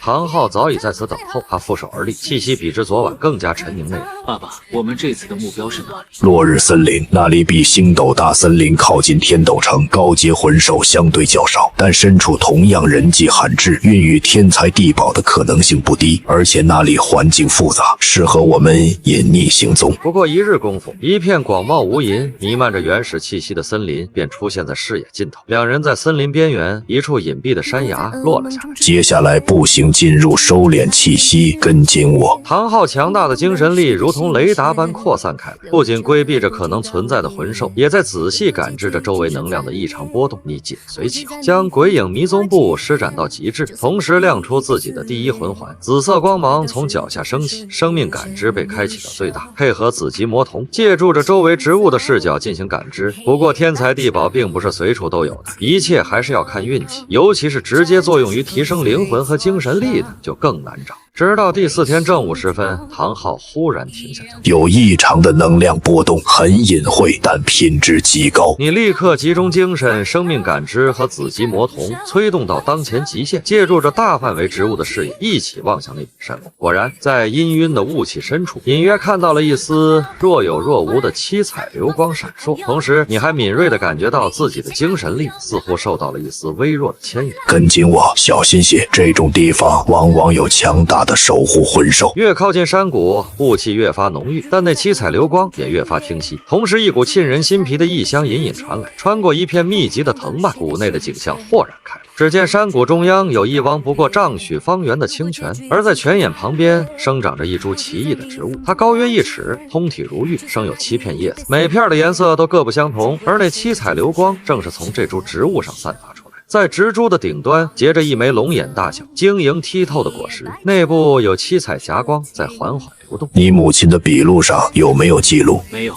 天地之大，天才地宝数不胜数，妈妈不可能全部都接触过和记录下来的。那玉小刚的那些研究呢？也没有，现在需要我亲自过去触摸，借助着生命感知，才能知晓这果实的信息。那行，我们过去。然而就在此时，一声低沉暴力的嘶吼从山谷另一侧传来。只见一头体型庞大的魂兽缓缓从阴影中走出，它形似巨狮，却通体覆盖着暗金色的鳞片，额生一根螺旋状的独角，双眼猩红，散发着暴力的气息，周身涌动着强大的魂力波动。这是万年以上的金甲狮王，在魂兽之中也是顶级的存在。看来这头家伙是这颗七色果实的守护兽了，能够让顶级万年魂兽守护，也正好说明这颗七色果实不简单，果效很大。看来我们这一次不会白跑一趟了。小三退后。唐昊踏前一步，两黄两紫，四黑一红，9道魂环瞬间从脚下升起。那最后的血色魂环出现的刹那，恐怖的威压如同实质般弥漫开来，整个山谷的空气仿佛都凝固了。那金甲狮王感受到这股远超自己的恐怖气息，猩红的眼中顿时流露出强烈的恐惧之色，前冲的势头戛而止，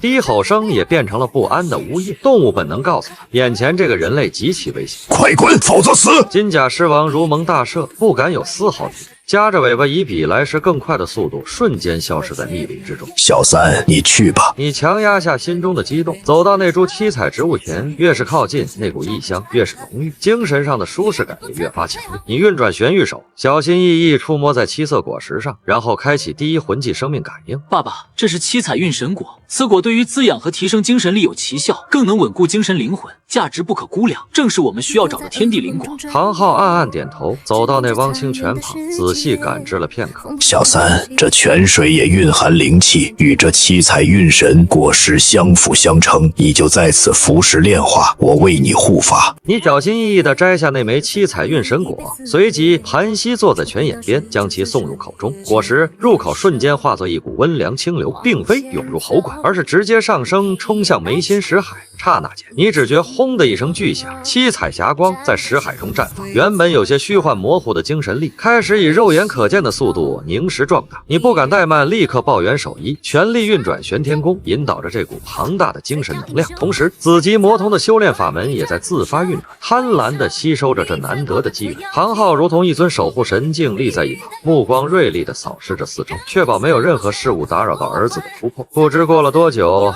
你周身那隐晦的精神波动终于缓缓平复下来，紧闭的双眼猛然睁开，眸中竟有实质般的七彩光芒一闪而逝，随即隐没恢复深邃。但若仔细看去，会发现你的眼神比以往更加清澈锐利，仿佛能洞穿虚妄。爸爸，这株七彩运神果真不愧是天才灵果，让我的精神力得到了质的飞跃，而且更加凝练，感知范围扩大了数倍不止。紫极魔童似乎也到了瓶颈，距离下一境界芥子阶段只差临门一脚了。更重要的是，精神力的暴涨让我对自身魂力、武魂蓝银草、肉身的掌控力也随之提升。之前吸收精胶残留的药力被彻底炼化。最重要的是，现在的灵魂精神力强度顺利达到巅峰魂宗层次了。也就是说，吸收万年第2魂环，灵魂精神力方面已经不是什么太大的问题了。接下来最为需要专注的就是魂力等级上的提升了。很好，此地不宜久留，我们即刻离开。七彩运神果被取，异香会逐渐消散，但难保不会引来其他强大的存在。你点头，又小心地将那株七色植物连同根部的一些灵土一起挖出，用玉盒装好。这植株本身也是宝物，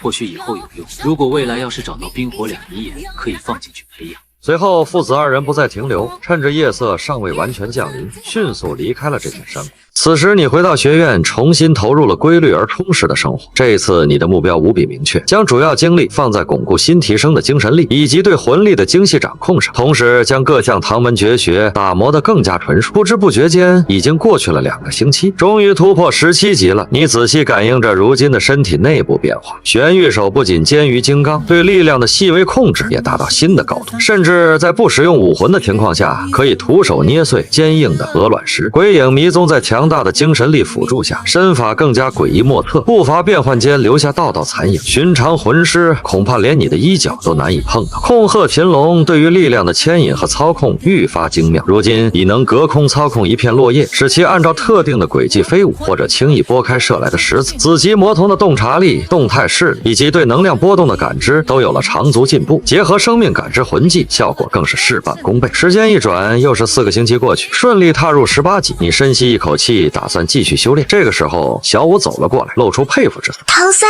你天天除了修炼就是修炼，你真的不感到无趣吗？我看着你修炼都感到腻了。没办法，你我都是先天满魂力，而你是化形10万年魂兽，不需要修炼也能慢慢恢复，但我可不行。对了，万年的生命之藤可有消息？我这一次过来也正好是和你说这件事情的，我的伙伴已经找到了，正好是1万年的。我尽快达到20级。接下来的时间，你继续修炼，同时你开始将部分精力投入到对暗器手法的温习上。虽然没有合适的材料打造高级暗器，但诸如甩手剑、穿骨针等基础手法，在玄玉手和控鹤擒龙的加持下，威力已不容小觑。击阔类暗器有沙漠之鹰了，不过是最后的底牌，轻易不会拿出来使用。6个星期后，19级的瓶颈在雄厚的积累面前被一举冲破，距离20级的目标仅有1步之遥。你反而放缓了魂力冲击的节奏，更加注重对前面所学的融会贯通，将鬼影迷踪与控鹤擒龙结合，在闪避的同时借力打力，将玄玉手的力量控制融入日常动作，举手投足间尽力内运，同时也在不断思考如何将唐门绝学与自己的蓝银草武魂更好的结合，利用旺盛无比的生命力开发出更多自创魂技。第8个星期，魂力在一点一滴中积累，变得愈发凝练精纯。最后一天，你在黎明于后山完成一次完整的玄天宫周天运转后，体内魂力澎湃到了一个临界点，轰然冲开了20级的壁垒，一股比之前强大了近倍的气息升腾而起，随即又被你迅速收敛。你睁开双眼，眸中金光内蕴，嘴角难以抑制地扬起一抹弧度。现在自己肉身强度已经达到了4环低阶魂宗。紧接着，你便感觉到眉心识海处传来一阵异样的悸动，那因服用7彩运神果而暴涨，并凝练了数倍的精神力。此刻仿佛受到了某种无形的牵引，开始自发地向双眼汇聚。你心中一动，立刻意识到这是紫极魔瞳即将突破的征兆，不敢有丝毫怠慢，迅速重新盘膝坐下，摒弃心中一切杂念，全力运转紫极魔瞳的修炼法门。一种前所未有的胀痛感从眼球深处传来，但你能清晰地感觉到自己的双眼正在发生着本质的蜕变，时间仿佛在这一刻变得缓慢。你紧守灵台清明，忍受着那越来越强烈的胀痛与灼热感，小心翼翼地引导着澎湃的精神力，冲刷滋养着双眼的每一寸细微结构。当东方天际第一缕蕴含着天地紫气的朝阳即将喷薄而出时，你识海中那积蓄到顶峰的精神猛然一震，一声只有你自己能听到的轻微嗡鸣在脑海中响起。刹那间，所有的胀痛与灼热感如潮水般退去，取而代之的是一种难以言喻的清明与通透。你心中涌起难以抑制的狂喜。紫极魔瞳4大境界纵观入微，芥子浩瀚，正式迈入第3境界。芥子意味着能窥一斑而知全豹，能见微而知著。这不仅代表着视力的极大提升，更代表着洞察、观察力，乃至对能量、对幻术、对一切虚妄的看破能力都达到了一个全新的层次。还可以射出一道紫极神光攻击敌人，这对于万年魂兽精神怨念体有着非常霸道的绝杀效果。是时候了。随即，你起身施展出鬼影迷踪步，离开了后山，直接去寻找小舞。真是稀客，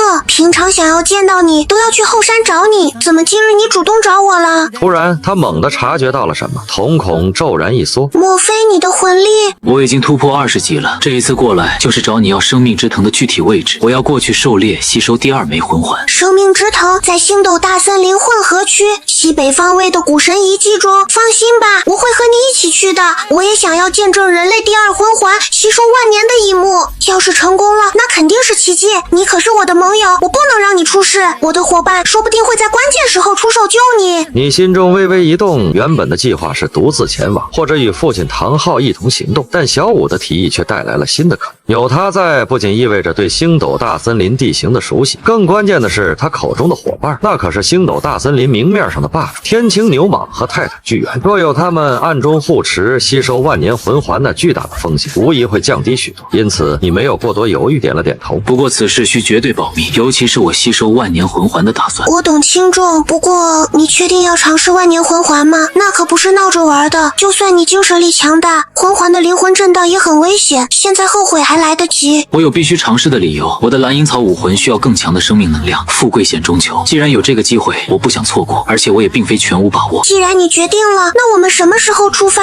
事不宜迟，现在就走。你去准备一下，我去跟学院方面打个招呼，就说带你出去历练一番。等一下去学院对面的客栈集合。小舞走后，唐昊出现在旁边的阴影处。他要和你一起去，那我就不方便现身了。要不然知道我是封号斗罗的话，肯定内心不安稳。我会暗中跟随，你无需担心。数日后，星斗大森林那带着蛮荒与危险气息的边缘已然在望。越是靠近，小五的神情也渐渐严肃起来。他深吸一口气，眼中流露出一种回到家乡的复杂情感。小五辨认了一下方向，带着你并未从常规的入口进入，而是绕行了一段，选择了一条更为隐蔽、魂兽踪迹较少的小径深入。你紧跟其后，紫极魔童芥子境界悄然开启，警惕地观察着四周，同时第一魂技生命感知也开启了。视野下，森林中的一切都变得无比清晰，你甚至能提前察觉到隐藏在灌木丛中毒蛇的冰冷目光，或是盘踞在树冠上猎食者的微弱气息。这种洞察先机的能力，让你们避免了许多不必要的麻烦。快到了！小五压低声音，指着前方一片看起来异常古老、藤蔓缠绕、更加密集的区域。那片遗迹就在前面，生命之藤就栖息在最中心的那片废墟里。它平时很安静，几乎与周围的植物融为一体，很难被发现。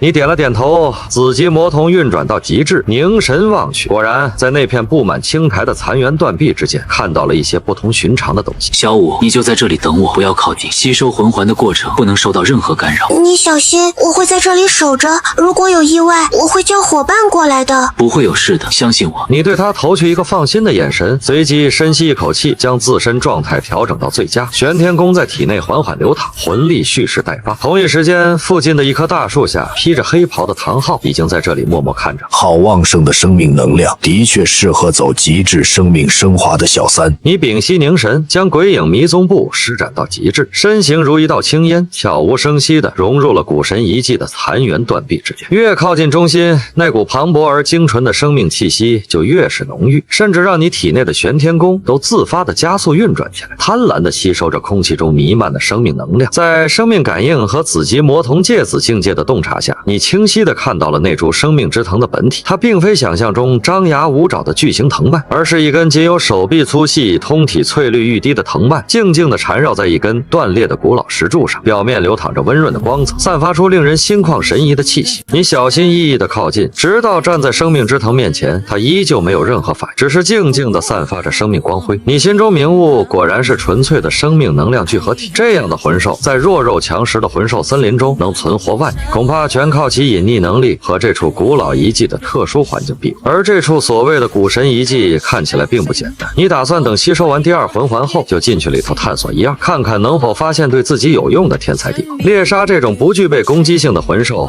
过程反而简单。你运转玄天功，魂力凝聚于指尖，玄玉手发动，手指变得洁白如玉，蕴含着锋锐的并指如剑，看准生命之藤与石柱连接的核心点，闪电般刺出，一声轻微的如同戳破饱满果实般的声音响起，翠绿色的生命之藤剧烈的颤抖了一下，随即那磅礴的生命能量如同找到了宣泄口，开始不受控制的向外溢散。藤蔓本身没有做出任何反抗，以肉眼可见的速度变得暗淡枯萎。片刻后，一圈深邃的黑中透着一抹浓郁翠绿光泽的魂环缓缓升起，悬浮在半空之中，其中蕴含的不是暴力，而是无比精纯、温和却又浩瀚无边的生命气息。远处，小五紧张地注视着，双手不自觉地握紧。尽管知道生命之藤没有攻击力，但亲眼见证万年魂环的出现，还是让他为你捏了一把汗。你和躲在大树下观看的唐昊很快捕捉到了一点，露出震惊之色。他似乎缺少了那种属于万年魂环标志性的狂暴的灵魂震荡气息，是因为生命之藤本身不具备灵智，还是其生命能量的特性使然？无论如何，机会就在眼前。你盘膝坐下，玄天功全力运转，将自己的魂力调整到最佳状态，同时强大的精神力如同潮水般涌出，在周身布下一层无形的防护。随后，你伸出右手，蓝银草武魂悄然释放，那纤细的蓝银草藤蔓仿佛感受到了同源的生命气息，微微摇曳着，主动迎向了那圈翠黑色的魂环。当魂环与蓝银草接触的刹那，预想中狂暴的能量冲击和剧烈的灵魂震荡并未出现，那翠黑色的魂环化作了一股浩瀚如海却又温暖柔和的精纯生命能量，瞬间将你和蓝银草武魂包裹。你的肉体出现膨胀感，但和狂暴的魂力冲击不一样，这并不痛苦，而且凭借着如今四环中阶魂宗的肉体强度，轻松应对下来。你身体的每一个细胞都在欢呼雀跃，疯狂地吸收着这前所未有的生命馈赠。之前服用精胶修炼玄天功打下的坚实根基，在此刻刻成为了最好的容器，承载着这海量能量的灌注。经脉在生命能量的冲刷下变得更加宽阔坚韧，血肉骨骼被反复淬炼，杂质被排出，散发着莹莹宝光，甚至连精神力都变得更加凝实和活跃。而蓝银草武魂以肉眼可见的速度变得更加粗壮，颜色从之前的晶莹蓝向着一种更加圣洁高贵的灿烂色转。草叶之上开始浮现出细微的金色纹路，散发出淡淡的威压。更让你内心掀起惊涛骇浪的是，你感觉到自己血脉深处某种沉寂已久的古老而尊贵的力量正在被这浩瀚的生命能量缓缓唤醒、滋养升华。那是蓝银皇的血脉。唐昊暗中释放出精神力，发现你格外轻松后，松了一口气的同时，也感到十分震惊。极致生命升华，果然才是蓝银草最正确的路子。我越来越期待小三未来的成就了，肯定能够超越我和唐晨老祖，甚至有可能触碰传说中的神明。时间一点点流逝，当最后一丝翠黑色的能量完全融入你体内，你缓缓睁开双眼，眸中碧光一闪而逝，整个人的气息变得无比沉凝深邃，周身仿佛环绕着一层看不见的生命场，让人不由自主地感到亲近与舒适。你抬起手，心念一动，一株与之前截然不同的蓝银草从掌心生长出来，草叶宽厚，根茎粗壮高大，闪烁着微不可察的锋锐光泽。不仅如此，体内的魂力在这股庞大能量的推动下，直接暴涨到了26级，肉身与精神力也得到了全方位的强化。体内的蓝银皇血脉似乎随时都可以觉醒了。小五感受到你平稳而强大的气息，立刻飞奔过来。你的蓝银草好像变得不一样了，更粗、更壮、更高、更大、更好看，看起来比之前更加美味，而且你看起来好像更顺眼了。小五，谢谢你。我们之间哪还用说谢？你的黑色魂环竟然还带着一抹翠绿色，真的是太神奇了。今日我也算是见证奇迹了，你真是人类中的超级妖孽。快说说你的第二魂技是什么？感觉好厉害的样子。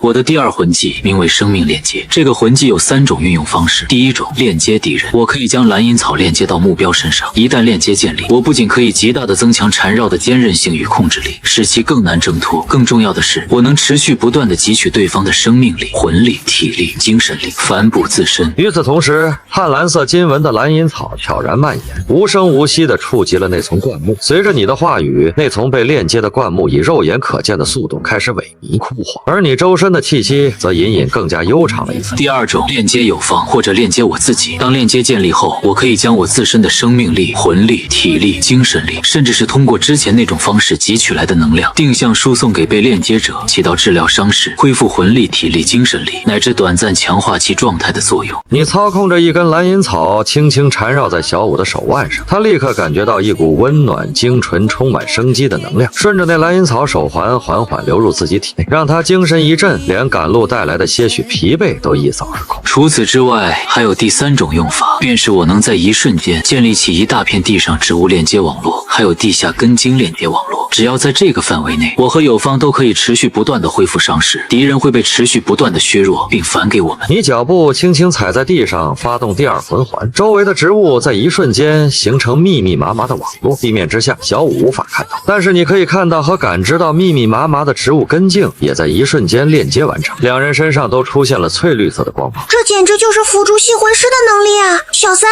你这魂技也太全面了吧！这处遗迹能孕育出生命之藤这样的奇物，想必不凡。小五，你可知道这里的事情？具体的我不知道，但是传说中这是远古时期出现过神明的地方。来都来了，要不我们探索一番再离开？两人当下便在这片残破的遗迹中仔细搜寻起来。遗迹范围不小，到处都是倒塌的石柱、破碎的雕像和爬满藤蔓的断壁。搜寻了约莫半个时辰，当你拨开一片异常茂密、散发着淡淡清香的紫色苔藓时，目光的一凝，在苔藓覆盖的石壁底部有一个不起眼的、仅容一人通过的裂缝。你敏锐地捕捉到了一丝极其隐晦却精纯无比的土属性能量波动，其中还夹杂着一股令人心神宁静的奇异气息。这里有发现，有股很好闻的味道，让人感觉很安心。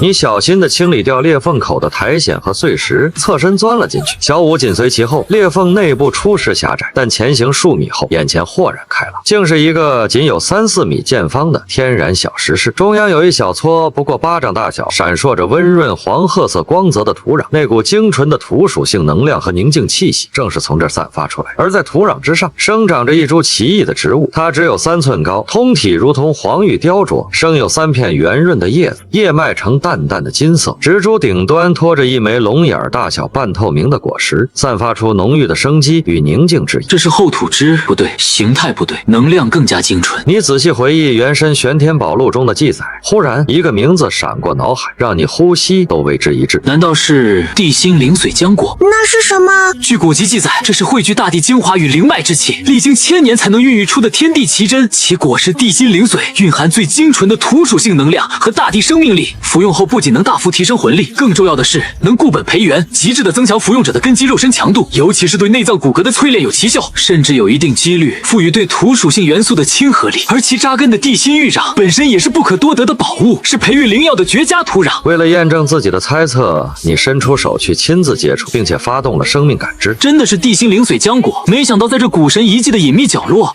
竟然还能找到这等宝物，这下发达了。没有丝毫犹豫，你小心翼翼地将整株地心灵髓浆果连同其下的地心玉壤一起完整地挖掘出来，取出一个品质上佳的玉盒，将其妥善收藏。将石室再次仔细检查一遍，确认没有其他遗漏后，两人这才心满意足地离开了这片古老的遗迹。此时，星斗大森林内，你看了一眼身旁蹦蹦跳跳、哼着不知名小调的小舞，心中微动，取出那盛放着地心灵髓浆果的玉盒，打开一道缝隙，那股令人心旷神怡的泥土清香与宁静气息再次弥漫开来。小五，这地心灵髓浆果能量精纯，对固本培元极有好处，你要不要服用？他是你的盟友，更是你在这个世界上为数不多的朋友。有这样的机会，你并不吝啬。小五凑过来，粉红色的鼻子轻轻嗅了嗅，脸上露出享受的表情，但随即却摇了摇头。还是算了，这东西对你用处更大。我们10万年魂兽化形，说白了就是重新长大一次，魂力等级随着身体长大，自然而然就会恢复上去的。吃这些天材低保效果不大，顶多算是尝个味道。它在你身上能够发挥出更大更极致的效果。比起这个果子，我倒是更想吃你现在的蓝银草。吸收了那根大藤蔓之后，你的蓝银草闻起来更香了，生命气息比以前浓郁了10倍不止。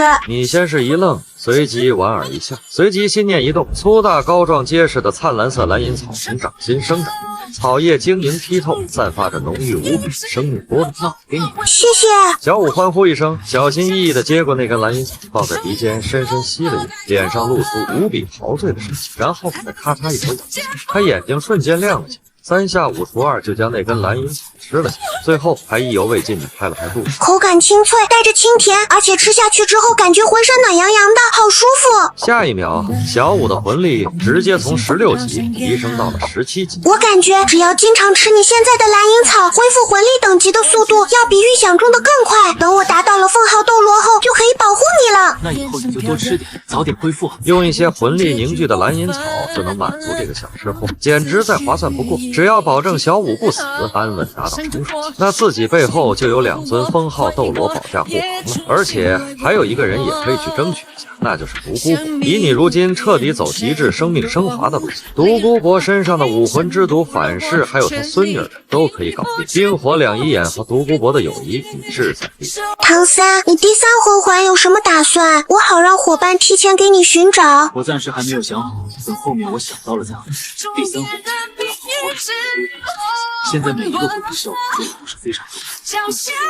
小五，我现在已经26级，你也快点提升到20级吧，要不然会被我失败。等凝聚完第2魂。你放心吧，这一次回去有你的蓝银草帮助，我会很快提升到20级。返回诺丁初级魂师学院后，你先是弄了很多蓝银草给小五拿去，一边吃一边修炼用，然后与往常一样悄无声息地前往后山，确认周围安全后，再次取出玉盒，看着那株如同黄玉雕琢、顶端托着氤氲果实的灵芝，你深吸一口气，平复下激动的心绪，先运转玄天功，将自身状态调整到巅峰，随后小心地摘下了那枚地心灵髓浆送入口。果实几乎无需咀嚼，瞬间化作一股厚重温润却又无比精纯的暖流，顺着喉管滑入腹中，缓缓渗透到身体的每一个角落、每一寸血管。你能清晰地内视到，在这股精纯无比的大地生命能量滋养，骨骼表面开始浮现出淡淡的如玉光泽，变得更加坚韧却又不失韧性，肌肉纤维变得更加紧密，蕴含着爆炸性。五脏六腑被一层淡淡的黄褐色能量光滑包裹滋养，变得更加坚韧有力，生机勃勃，代谢能力大大增强，经脉变得更加宽阔坚韧，足以承载更加狂暴的魂力冲击，甚至连血液都似乎变得更加沉重，流动间带着一股沉魂的力量。与此同时，那股精纯的土属性能量也有一部分融入魂力之中，使得玄天宫魂力变得更加厚重绵长，根基无比稳固。魂力等级在水到渠成间再次提升，达到了26级巅峰。而且这种提升没有丝毫虚浮，反而因为根基的极度夯实，使得你的实际战斗力远超统计。当最后一丝的心灵髓的能量被彻底吸收后，你缓缓睁开双眼，轻轻握拳，感觉自己的肉身强度经过这次洗礼，恐怕已经真正稳固在了魂宗级别，甚至有所超越。你将剩下的地心玉壤小心收好，这同样是宝物，未来或许能用于培育其他珍稀药草。随后，你趁着体内灵气氤氲，状态前所未有的完满之际，立刻运转，巩固着来之不易的主。然而，就在内力流转过某些特定的经脉路线时，你敏锐地察觉到一丝极其隐晦的意义，并非阻塞或不适，而是一种额外的、充满生机的流通感。这是什么东西？你立刻将全部心神沉入体内，子级魔童的内视能力被催发到极致，芥子境界的洞察力聚焦于那些产生异样的经脉区域。起初，一切似乎与往常无异，经脉壁垒光滑，魂力流淌顺畅，但当你将精神力高度集中，并且开启了生命感知加持，几乎深入到最为微观层面，终于发现了端倪。在部分主要经脉的内壁上，不知何时竟然覆盖上了一层极其纤薄的翠绿色，其材质非金非玉，却散发着与那万年生命之藤同源，但更加精纯凝练的生命气息。它们并非后来附着，更像是某种最本源的生命精华与经脉结合，自然孕育生长而出。因为其完全与经脉融合，气息内敛至极，以至于之前多次内视都未曾发现，直到此刻，经过地心灵髓浆果对全身的彻底淬炼和滋养，这层奇异的网络才被击破，显露出细微的能量波动。难道是魂？一个念头如同闪电般划过你的脑海，结合前世看到的各种同人文，你有了一个大胆的猜测，这绝对是超级稀有，史无前例，恐怕也只有生命之藤这种纯粹生命能量凝聚本身并无固定形态的特殊魂兽，才有可能产生如此奇特的力量。你尝试着将魂力加速流过那些覆盖着翠绿网络的经脉，霎时间异变陡升，一股更加磅礴精纯的生命气息从中弥漫而出，融入流淌的魂力之中。你清晰地感觉到魂力运转的速度提升了近30%，而且魂力流过这些经脉后，甚至还带上了一丝浓郁的生命气息，对自身的滋养效果大大增强。你心念微动，尝试引导这层网络的力量，伸出手指，魂力凝聚，指尖并未出现蓝银草，而是悄然弥漫出一层淡绿色充满生机光芒。你轻轻点儿，像一旁有些蔫儿黄的小草，在那淡绿色光滑的笼罩下，奇迹发生。蔫儿黄的叶片以肉眼可见的速度重新变得翠绿饱满，焕发出勃勃生机。你心中涌起狂喜，这能力简直是为自己量身定做。有了这经脉类的生命替外附魂骨，你的持续作战能力、恢复力以及对蓝银草武魂生命属性的增幅，都将达到一个恐怖的程度。你强压下心中的激动，仔细感应着己身，肉体强度是51级魂王，精神力强度是55级魂王。现在的底蕴，是时候询问一下父亲，看看何时觉醒蓝银皇血脉。想到这里，你结束了冥想休息，施展出鬼影迷踪步，来到学院外的客栈。房间内，唐昊并未如往常般倚窗而立或静坐宁静，而是闭目盘坐在房间中央，周身隐隐有凝实的魂力如潮汐般缓缓起伏。突破95级后，他显然也在不断熟悉和巩固着这份暴涨之力，外加玄天功法帮助，让他的实力也得到巨大的提升。当你推门而入的瞬间，唐昊便睁开了双眼，那锐利如鹰隼的目光在触及儿子时瞬间柔和了点，但随即闪过一丝难以掩饰的惊喜。看来这段时间的巩固令你的收获很大。1000年第一魂环，万年第二魂环，虽然都是不具备任何攻击能力的植物生命系，但你肯定也是大陆上史无前例的第一人，你没有给我丢脸。这条路是正确的，我会一直走下去。以我的修炼速度，要不了太久便能突破30级。那么小三，你对于自己的第3魂环有什么想法？我已经拥有了感知、链接，并且拥有了汲取对方能量和辅助快速恢复我方的手段，故而我第3魂技倾向于极致生命，当然也可以是极致生命形成。你想到了原著里由老蓝银王所凝聚的86000年的蓝银霸王枪，如果可以的话，30级，到时候告知老子，看看能否赋予一个可以任由自己随心而动去塑造的魂技。要是想要攻击了，就凝聚成蓝银霸王枪；要是想要守护了，就凝聚成蓝银霸王杖，这样就能兼任攻防一体，一举两得。而且这枚魂环来自蓝银皇血脉自身，未来可以伴随着魂力等级提升而进化，成为10万年，甚至是100万年，或者是神环。爸爸，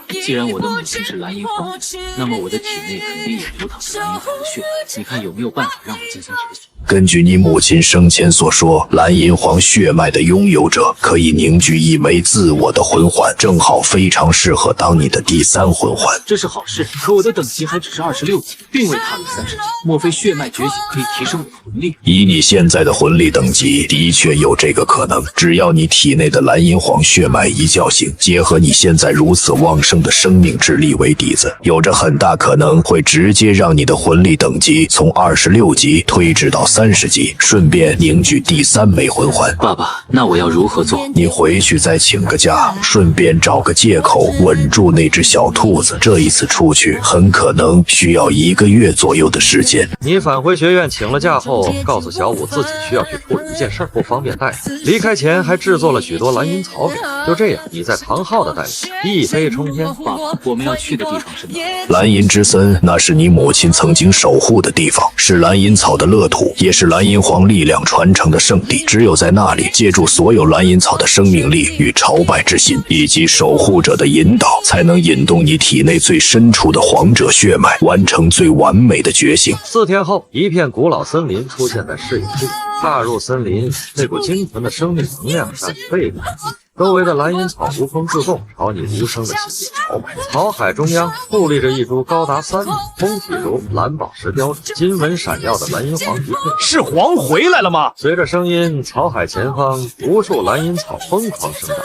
磅礴的生命能量凝聚成一个模糊的由蓝银草构成的老者虚影。昊天阁下，这位是蓝银王，他是小三，是阿银和我的儿子。苍天有眼，我族终于迎来了新的希望。蓝银王虚影瞬间凝实了几分，激动地飘到你面前，仔细感知着。尊敬的皇子殿下，老朽乃是蓝银一族的守护者，您可以称我为蓝银王。感受到您体内沉寂的皇者血脉与这磅礴的生命根基，老朽有种喜悦。您终于来到了这里。蓝银王万辈唐三，此次前来正是为了觉醒体内的血性。好，殿下，您如今的肉身与生命本源之雄厚，远超老朽想象，正是觉醒的最佳时机。请殿下到皇的遗退前，老朽将引导整个森林的子孙，助您完成血脉觉醒的传承。在蓝银王的指引下，你盘膝坐下，释放出武魂。森林的子孙们，感受皇的血脉，将你们的力量奉献给新皇的诞生。刹那间，整个蓝银之森沸腾了，无数蓝银草散发出璀璨的蓝色光点，从4面8方汇聚而来。蓝银皇一退，也爆发出耀眼的蓝金色光芒，将你笼罩。殿下，请敞开心扉，感受血脉的呼唤，接受这来自亿万蓝银草子孙的朝拜与献祭。你闭目凝神，血脉深处那沉睡的皇者之力，如同被点燃的星火，开始熊熊燃烧。在蓝银王苍老而激昂的吟唱声中，整个蓝银之森仿佛被注入了灵魂。无数蓝银草不再是无声的摇曳，它们开始发出微弱的共鸣般的动。草叶尖端沁出星星点点的蓝色光晕，起初稀疏而朦胧，但随着吟唱的持续越来越密，最终汇聚成一片浩瀚无垠的蓝色光海。能量开始流动，一波接着一波，温柔却坚定地涌向草海。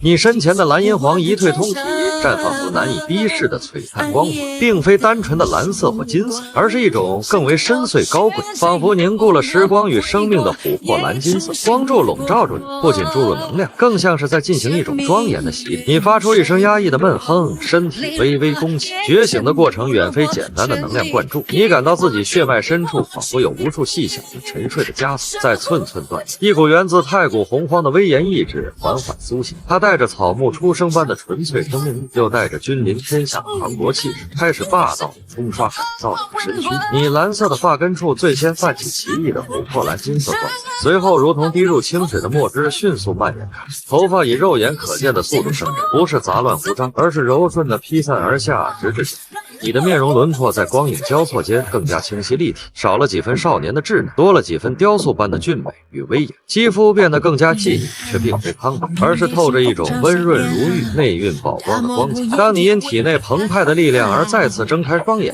时，那双瞳孔已然变成了纯粹深邃的琥珀蓝色，目光流转间带着自然而然的皇者威仪，令人不敢直视。而右手中的蓝银草武魂正经历着本质的跃迁，颜色彻底向着那神圣的琥珀蓝金色色转变，草叶上的纹路不再是简单的金色线条，而是演化成了无比繁复玄奥的天然符文，散发着令人心悸的磅礴生命威力。与此同时，你体内的魂力在血脉觉醒与外界能量的双重推动下汹涌奔腾。29级的壁垒一触即溃，紧接着30级的大门轰然动开。然而这远未结束，澎湃的能量继续推动着你的魂力向上冲击，最终在33级的平台上缓缓稳固下来。体内的魂力变得无比粘稠凝练，呈现出淡淡的琥珀蓝金色光泽，每一缕都蕴含着强大的生命力与皇者气息。紧接着，你依照冥冥中的指引，将全部的心神意志与刚刚觉醒的蓝银皇血脉本源彻底引导着体内尚未完全吸收的浩瀚能量，以及蓝银皇一退最后的精华，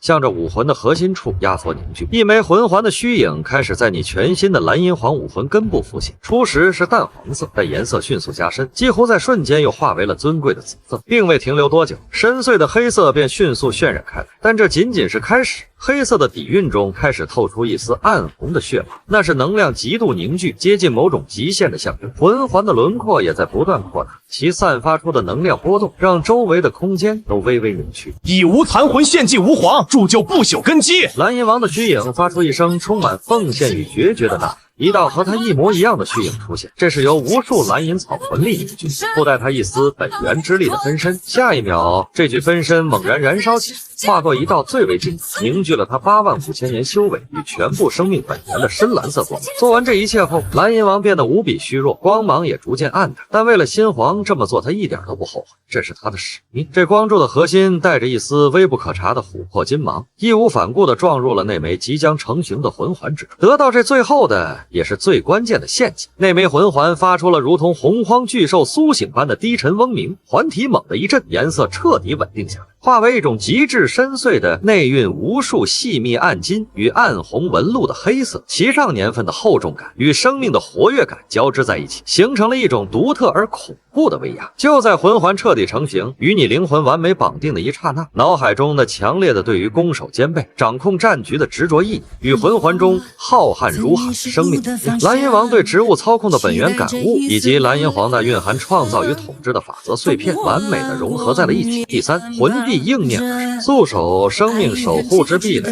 可瞬间抽取庞大生命能量，使蓝银皇细胞疯狂硬化，构筑成琥珀蓝金色的巨型守护壁垒或半球形护罩，防御力惊人，并能将承受的部分冲击力转化为精纯生命，反哺自身或对应。素玉生命礼赞，释放出温和的琥珀蓝金色光环，范围内友军获得持续的治疗、体力、魂力恢复，并能驱散负面状态，宛若生命之神的赐福。速攻生命裁决之枪将蓝银皇极致压缩塑形，凝聚成无坚不摧的琥珀蓝金色图枪，蕴含生命裁决，穿透极限，并能汲取命中者生命之灵魂，速变万象森罗。凭借对生命形态的深刻理解，可随心所欲地将蓝银皇塑造成不同形态，如灵动的藤鞭用于束缚与绞杀，坚韧的囚笼用于困敌，宽广的网罗用于覆盖，甚至能模拟其他植物特性，真正做到一念千变，掌控战场。速生命通道，构建生命能量的高速传导网络，以蓝银皇为核心，瞬间在自身与一定范围内的任何蓝银草之间建立起一条无形的由纯粹生命能量构成的通道。在这通道范围内，移动速度将得到巨额增幅，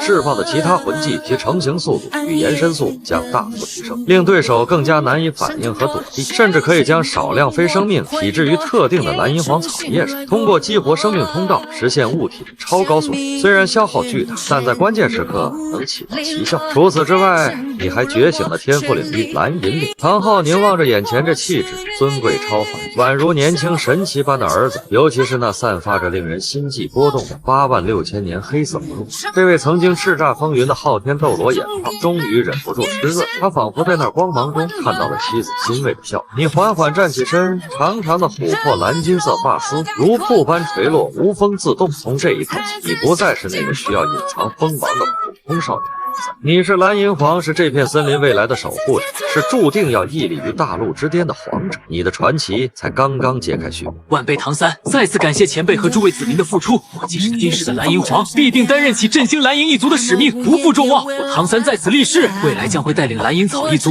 彻底摆脱废物的名头，成为神级植物一族。刹那间，整片森林陷入了极致的寂静，但下一秒，比之前觉醒时更加炽烈、更加狂热的回应爆发。有此誓言，蓝银一族未来来可期。老臣纵然此刻魂飞魄散，亦无憾矣。老臣蓝银王代表蓝银一族亿万子民拜谢皇恩，自此无族之命运，无族之荣耀，尽系于陛下一身。愿随陛下征伐诸天，铸就神族不朽之基业。